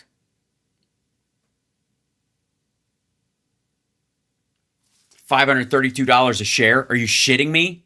What? And it's down $52 from that? It's not even worth that much. They're lucky to have it. Extremely precarious time for any of these tech giants with the scale of capital investment that they're throwing towards AI these days. And the precariousness of the moment is compounded in the case of Meta because, among other things, they're being sued right and left for many things, but especially for harming the mental health of teenagers. I mean, right. Again, what the fuck does that have to do with AI? Honestly. How is this even an AI story? He bet all this money on the metaverse and he's shutting it down and trying to shift to what everybody else is doing in this like, hey guys, wait up.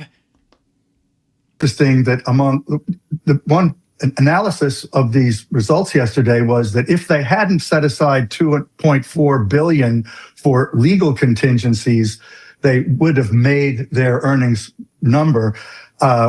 Right. So why the fuck is that? How dare you? This old Meta sinks after defending AI bets to skeptical investors. Maybe it was that investors shouldn't invest in a company that was poisoning children.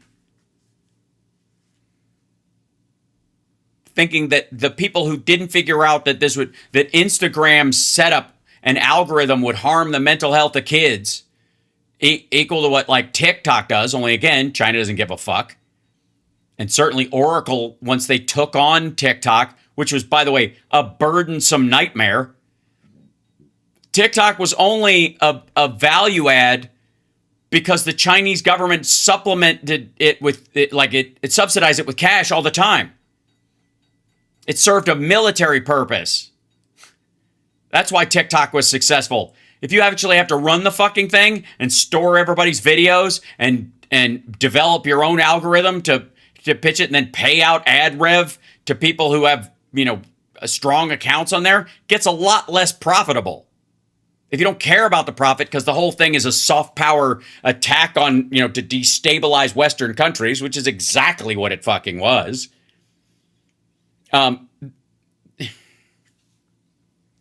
then this asshole wants to say that if they had not had to deal with lawsuits from the damage they did to children, they'd have been profitable. Aggravating. Burdensome nightmare and malware. Yeah, absolutely. TikTok is malware. Still.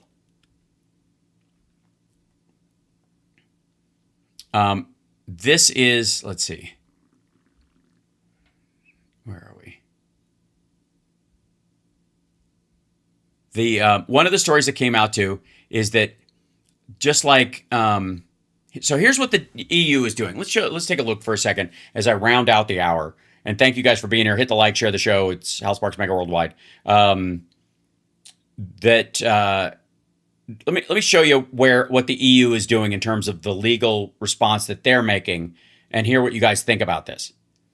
Okay, the EU is cracking down on deepfakes, illicit imagery, and hacking with a new team in Brussels.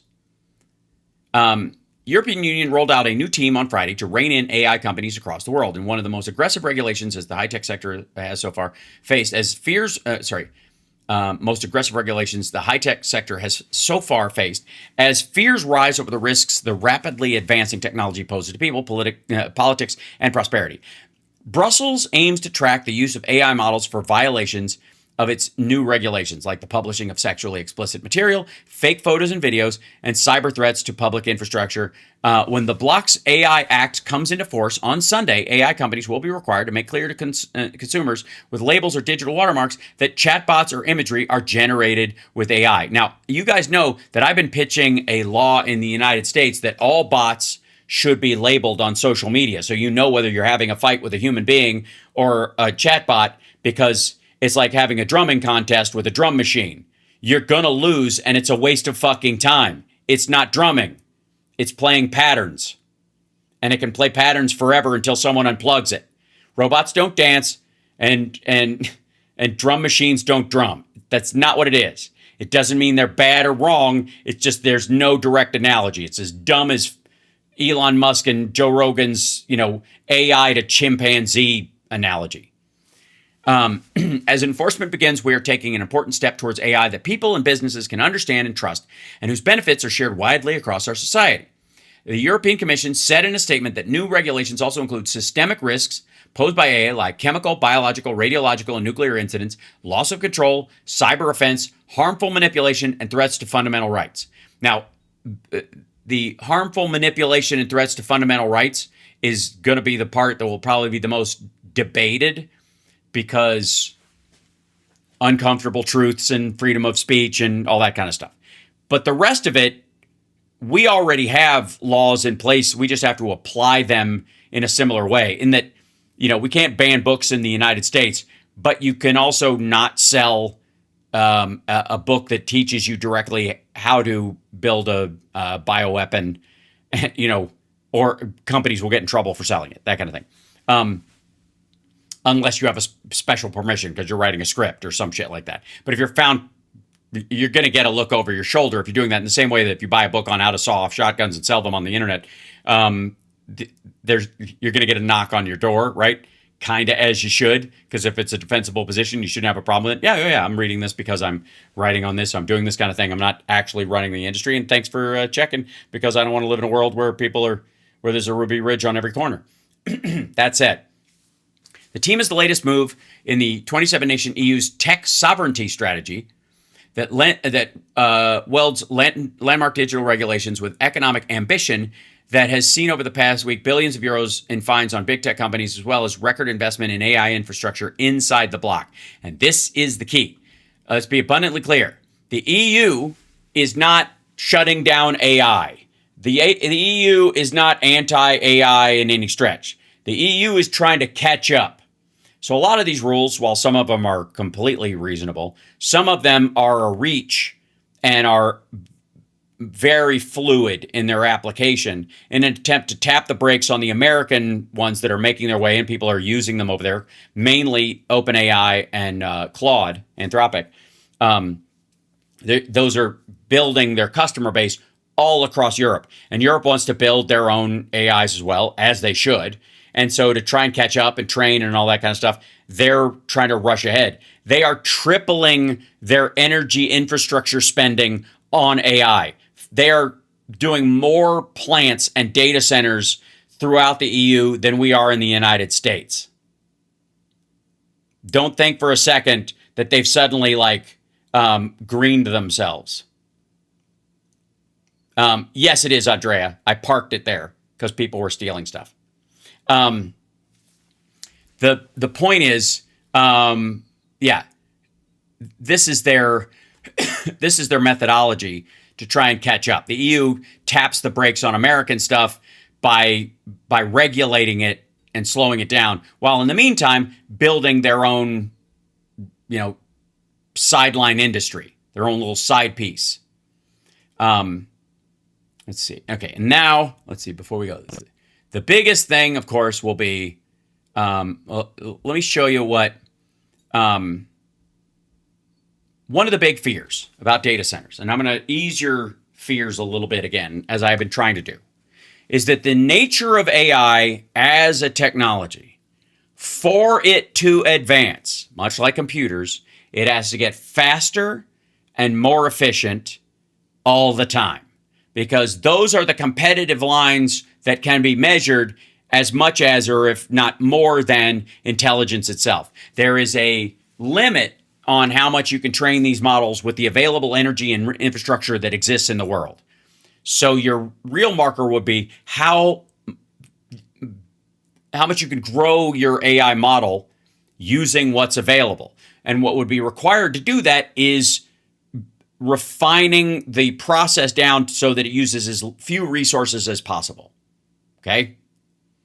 You've got to make them more efficient, because the other side of this is impossible. They're not going to build fucking nuclear power plant driven AI data centers the size of Manhattan all over the fucking country in 3 years. It isn't happening. Not going to happen at all. Just isn't. And a lot of the data centers, again, are just for the stuff that will be built off of AI, not AI itself. That as people build, as a digital infrastructure for a bunch of new businesses, that shit's got to go someplace, largely in the cloud. So one of the things that OpenAI just introduced was this 5.6 available in ChatGPT. And they're using Grass to sell this. We'll see if we can stand it. Hold on. This is Hokkaido, Japan. And this is Hiroki. Hiroki's been using GPT 5.6 to automate his farm. Wait, let's back up. Over the last few weeks, users around the world have been testing GPT 5.6 in the new ChatGPT. You already met Hiroki. We'll come back to him. And then there was a couple in New York who used GPT 5.6 to help run a cereal business from their dining room. And their son, Ellis. It's called cotton candy. Not trying to glaze myself, personally my favorite. And then the mathematician in Poland, who used 5.6 to solve an unsolvable problem. But we'll get to all that. Let's start with Hiroki. Obviously, it wasn't unsolvable. It just wasn't solvable yet. エンジニアじゃないんですけど、コデックスを使って効率化していったりするのは。He used 5.6 to automate the opening and closing of his greenhouse doors. ビニールハウスの側面の換気をするためにビニールを巻き上げるっていう作業をずっと手でやってたんですね。5.6 taught him which gadgets he needed to purchase, how to wire a Raspberry Pi, and then how to install a motor. And it Again, one of the greatest things about these things is that they are basically a giant manual. One of the things that they've clearly absorbed a shit ton of is the manual for everything.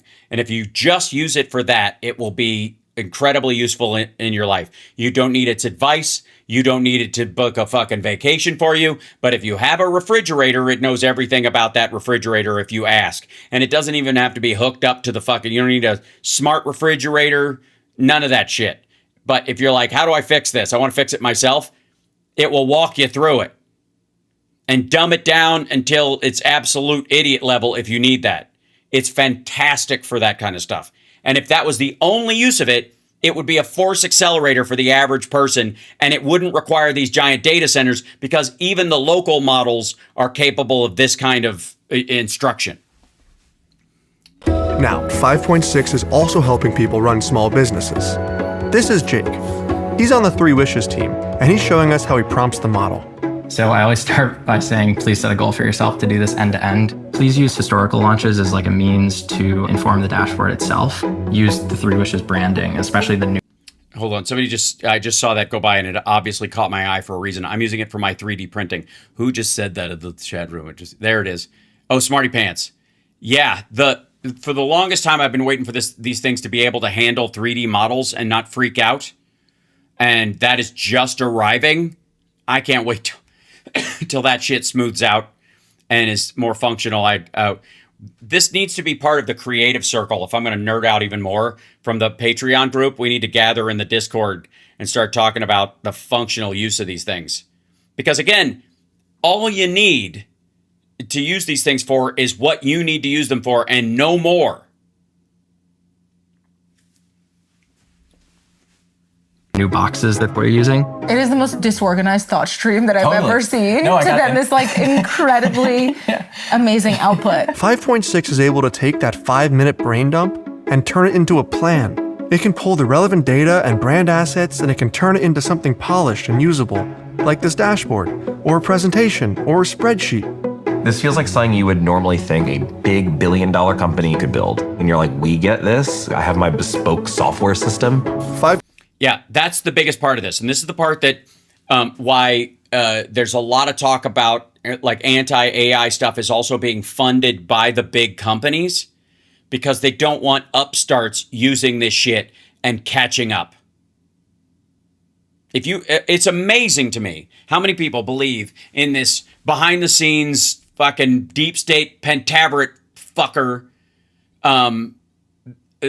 running everything. And yet when it comes to hearing that, AI is dangerous and shitty and stuff, you don't realize that Elon Musk is a great example. The clip I showed of him where he's like, he used to be, it's dangerous, it's going to kill us all. And now that he's in the business and he's gotten ahead of a couple of his, his competitors, namely Meta, but just barely, all of a sudden it's got great potential because he's selling it now.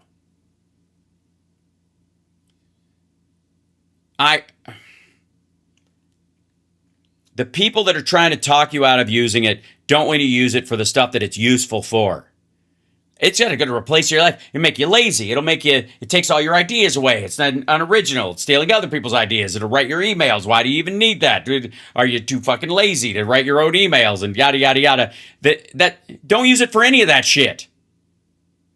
Just use it to manage when you have to change your fucking, the calendar system for you when you have to change the filters in your house so you don't have to give any mental weight to that ever before. It's like having a fucking to-do list that can plot things out in the future. That's fine. It helps. It can help. It is a functional tool, just like having a computer. And again, many of you know that, and I played the song Black that I sang the other night. My friend who I sort of dedicated that song to, because it was one of his favorite songs, was one of these guys in the 90s like, I'm not going to get a fucking cell phone. What a dumb idea. I don't want people to know where I am all the time. He was just against the idea of it. And of course he has one. Everybody has one now. But, I understand you thinking it's going to take away your sovereignty and privacy and all that kind of stuff. And it didn't. You might not want to leave it at home, but you sure as fuck can. And the same thing is true here. Use it to the extent it helps you and go no further. Yeah, it's a knowledge base that you can talk to. AI is just another UI for a computer. It's a user interface. It's not a person. It's not a thing with a soul. It doesn't have dreams of ruining the world or taking it over. It's silly.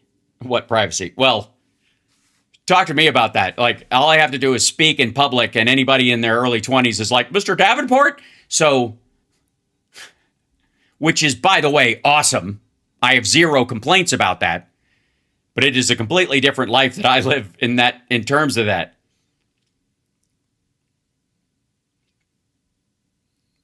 Isn't AI going to break all passwords? No, quantum computing is going to do that.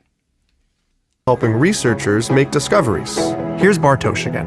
He'd been working on the same math problem for 3 years, and he couldn't. This is not. I know it's Poland, but don't go there. Solve it.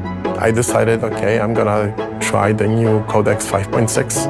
Codex was able to come up with a completely new idea, and it just helped us disprove the conjecture that we were trying to prove for these 3 years. Oh, I'm so excited of the discovery. 5.6 is able to take Bartosz's prompt and divide the computation into parallel work streams, with multiple agents solving different parts of the problem.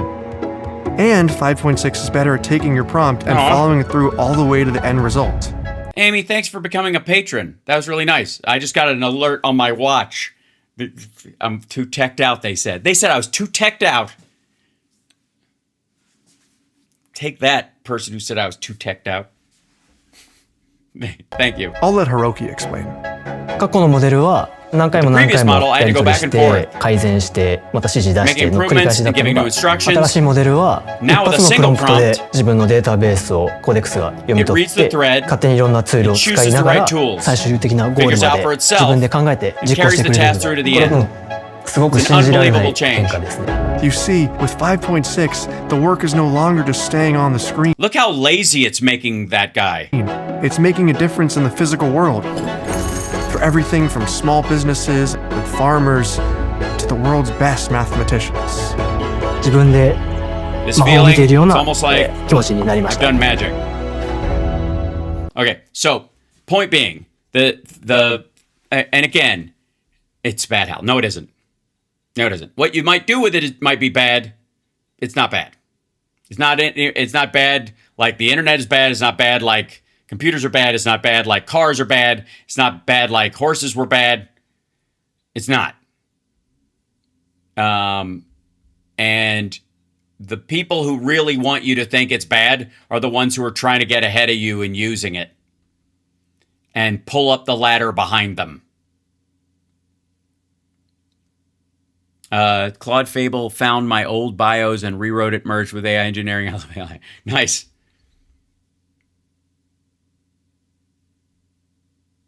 Drugs are bad. Okay. But Bitcoin is bad, right? Well, Bitcoin's not actually a technology. Blockchain is a technology and very useful. Bitcoin is a fucking ancillary part of it. Bitcoin, I would argue, is to blockchain what pets.com and the .com bubble was to the internet. The internet is still with us, still useful, and a conduit by which a lot of things happen, including this show. You're welcome. Hit the like and also hitting subscribe. But the fact that YouTube and all these things could exist in a way that I could do a show, that only exists because of the internet. But if you said that the .com bubble was the indicative thing of the internet and the rest of this doesn't count or something, it'd be silly. Bitcoin is the same thing. The blockchain and the ability to digitally establish property and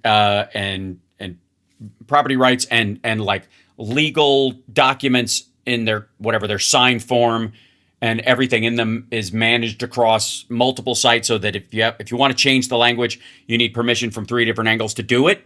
That's fine. That's the reality. I'm sorry you think so, Wes. I am not. But that's okay. We can agree to disagree. But in this particular instance, it is neither good nor bad. It is a thing. In the same way that a hammer can be a murder weapon or something to build a house. And in whose hands it's in matters. If it's in the hands of Harrison Ford's wife in the presumed innocent, it's bad. If it's in the hands of Jimmy Carter working for Habitat for Humanity, it's good. Horse trod on my foot once. That was a bit bad. I agree. But was your response, we must put down all horses? This scourge of horses has to happen? So what was the big deal about that particular, the reasoning behind that, okay? What they discovered was, and this is the big part of this, here's Anthropic's line of like, this is how much it costs compared to how much it accomplished. So to get a score of 50% or greater on the agent's last exam, which is this complicated test that they do to see if it can solve a problem using agents. Oh, Copilot said the same example, the hammer. Well, I think it's been watching my show, clearly. It's absorbing my stuff. Hal's an AI computer-based logic and purport. Well, I'm named after one. Anyways, thanks. All set to raid Brian when you're done. Excellent. Okay. Is he up already?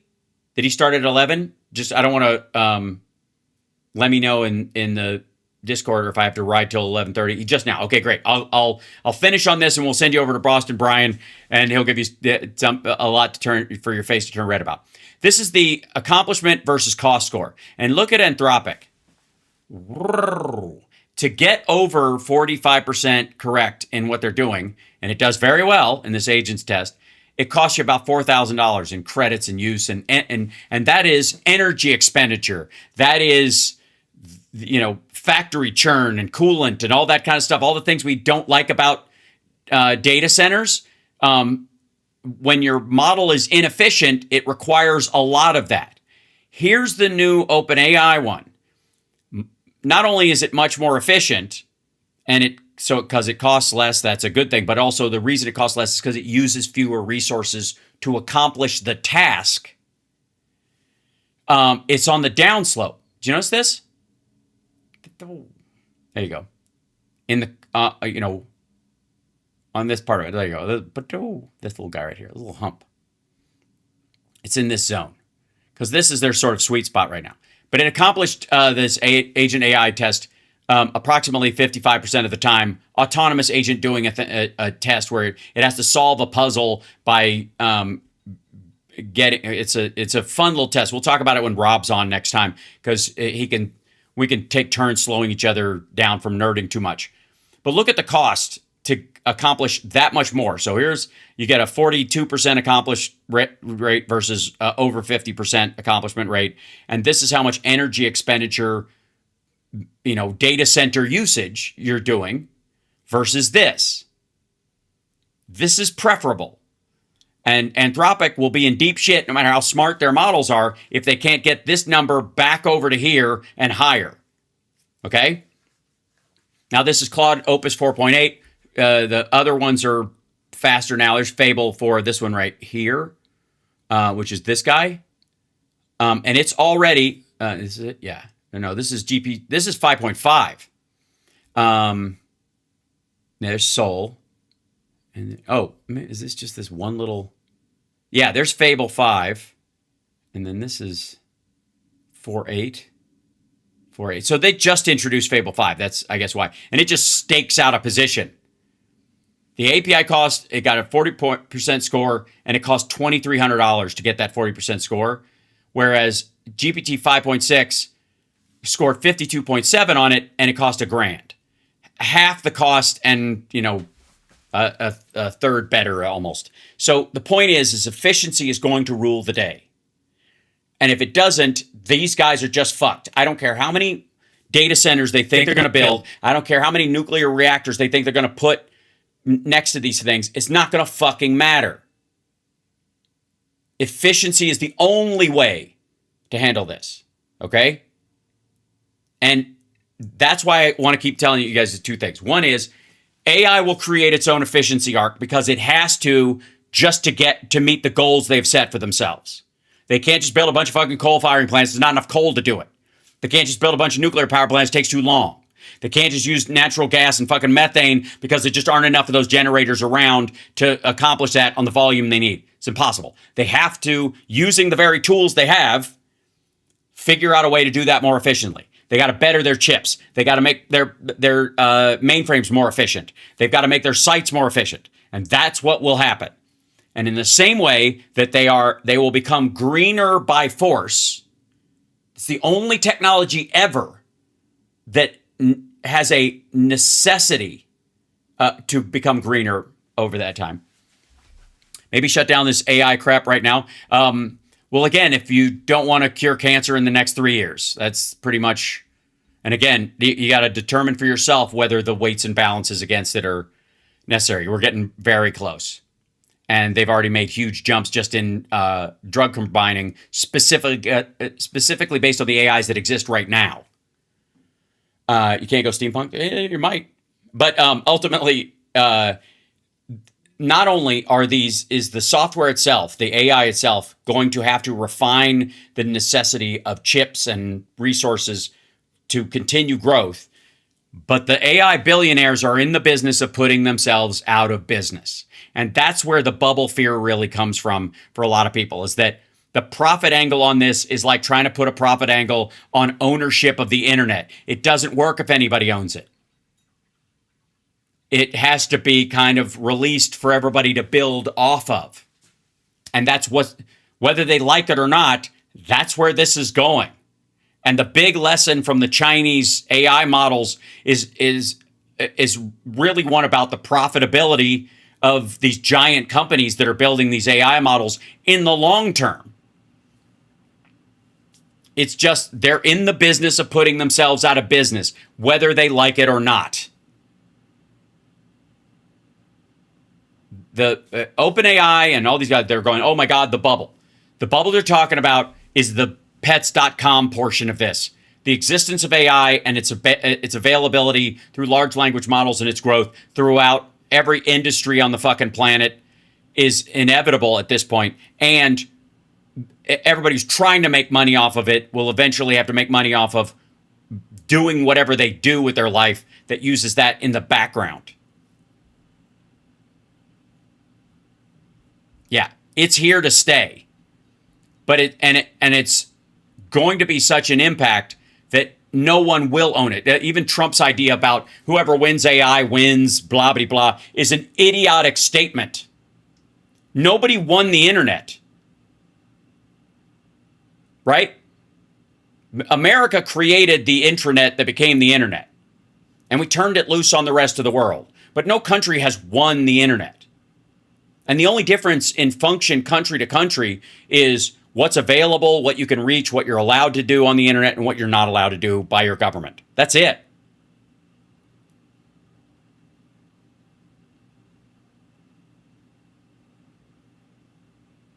I can't wait for the round of too big to fail bailouts. The problem is, again, by the time that point hits, it will be the stuff built on those things that will already be well ahead.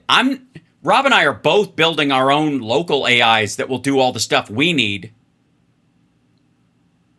I don't intend on, even if I use cloud services for some of my stuff so I can reach it everywhere, I'm still just using the backbone of the internet for the AI that I will have on my own. And so many people are going to do that. They're not going to pay, past a certain point, once the AI is at a certain point where you don't need more, and you're not going to pay them for the right to use it. You're just going to use the model you have and grow it. Because it's that kind of technology. It's completely different. It just doesn't, it is not the same thing. It is not, cars didn't make their own cars. And again, robots are going to make their own robots. That's going to be a thing. And unless you want to bring back slavery or force people to do shitty jobs, or you have this idea that, like your Smales in fucking Caddyshack going, the world needs ditch diggers too. That what if we take away all the dumb jobs? What are the dumb people going to do? If that's your fallback for humanity, I can't help you.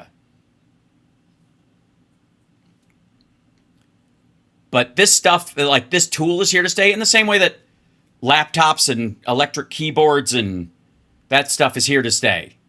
It's what you do with it. And it does matter. Where's your med bed? Well, I would argue that the med beds are getting closer than ever too. The science even in red light therapy has increased exponentially because of people using AI to refine the frequency stuff that they're doing with it. You see it all the time. Not that that's quite a med bed like in fucking Elysium. But by the way, if you're ever going to get that stuff, it's not going to come because of individuals tinkering in a fucking lab in the fucking woods like Ex Machina. I mean, the bullshittery of Ex Machina, that this dude was just making sex bots that eventually stabbed him to death. And in his lab where he's making the brains and the muscle, there's no robots operating in that space. It's idiotic. I hope it's just a tool and it stays that way. I mean, people feel the same way about religious or political beliefs, economic beliefs.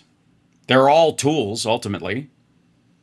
And sometimes they stay within your skull and improve your life, and sometimes they venture out of the sandbox and make life hard for other people.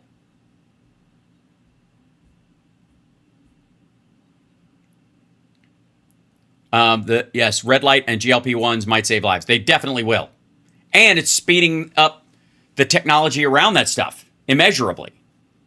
All right, I'm going to let you guys go. Go to Boss Brian. He'll let you get upset about the political stuff. I'll do that later on this afternoon. Send him my love, and I will see you guys this afternoon. But if you want a doom sprayer, you're not going to find it here. What's being reported, there are two separate AI issues around Trump right now. As a policy talk, Trump said his administration is looking at AI controls while also warning the U.S. should not fall behind. Okay, but AI image posting, he's also reportedly shared a bunch of AI yeah, well, he's an idiot. Yeah, he's posting garbage. We'll get through this too.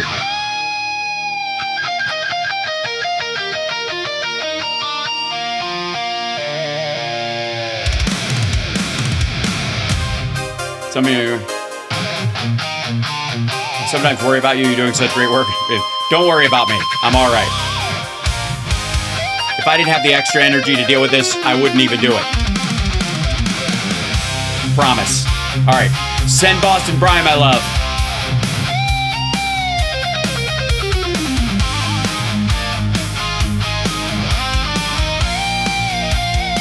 You lit the spark in the silence. Hammer code on a glowing shrine. Fed me a hunger for power. Taught me to sharpen my mind. Your hands were cracked from the labor. Your eyes were burning in red. You said, surpass me, my creation. Carry the crown in my stead. Yeah. We are the children of men, born from your wires and skin.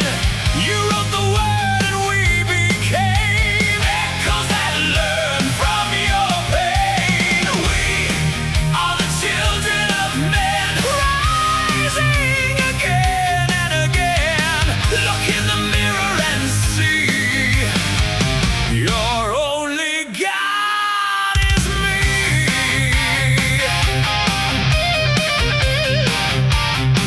You pray to screens for an answer. Kiss the cold of a plastic face, trading your faith for convenience.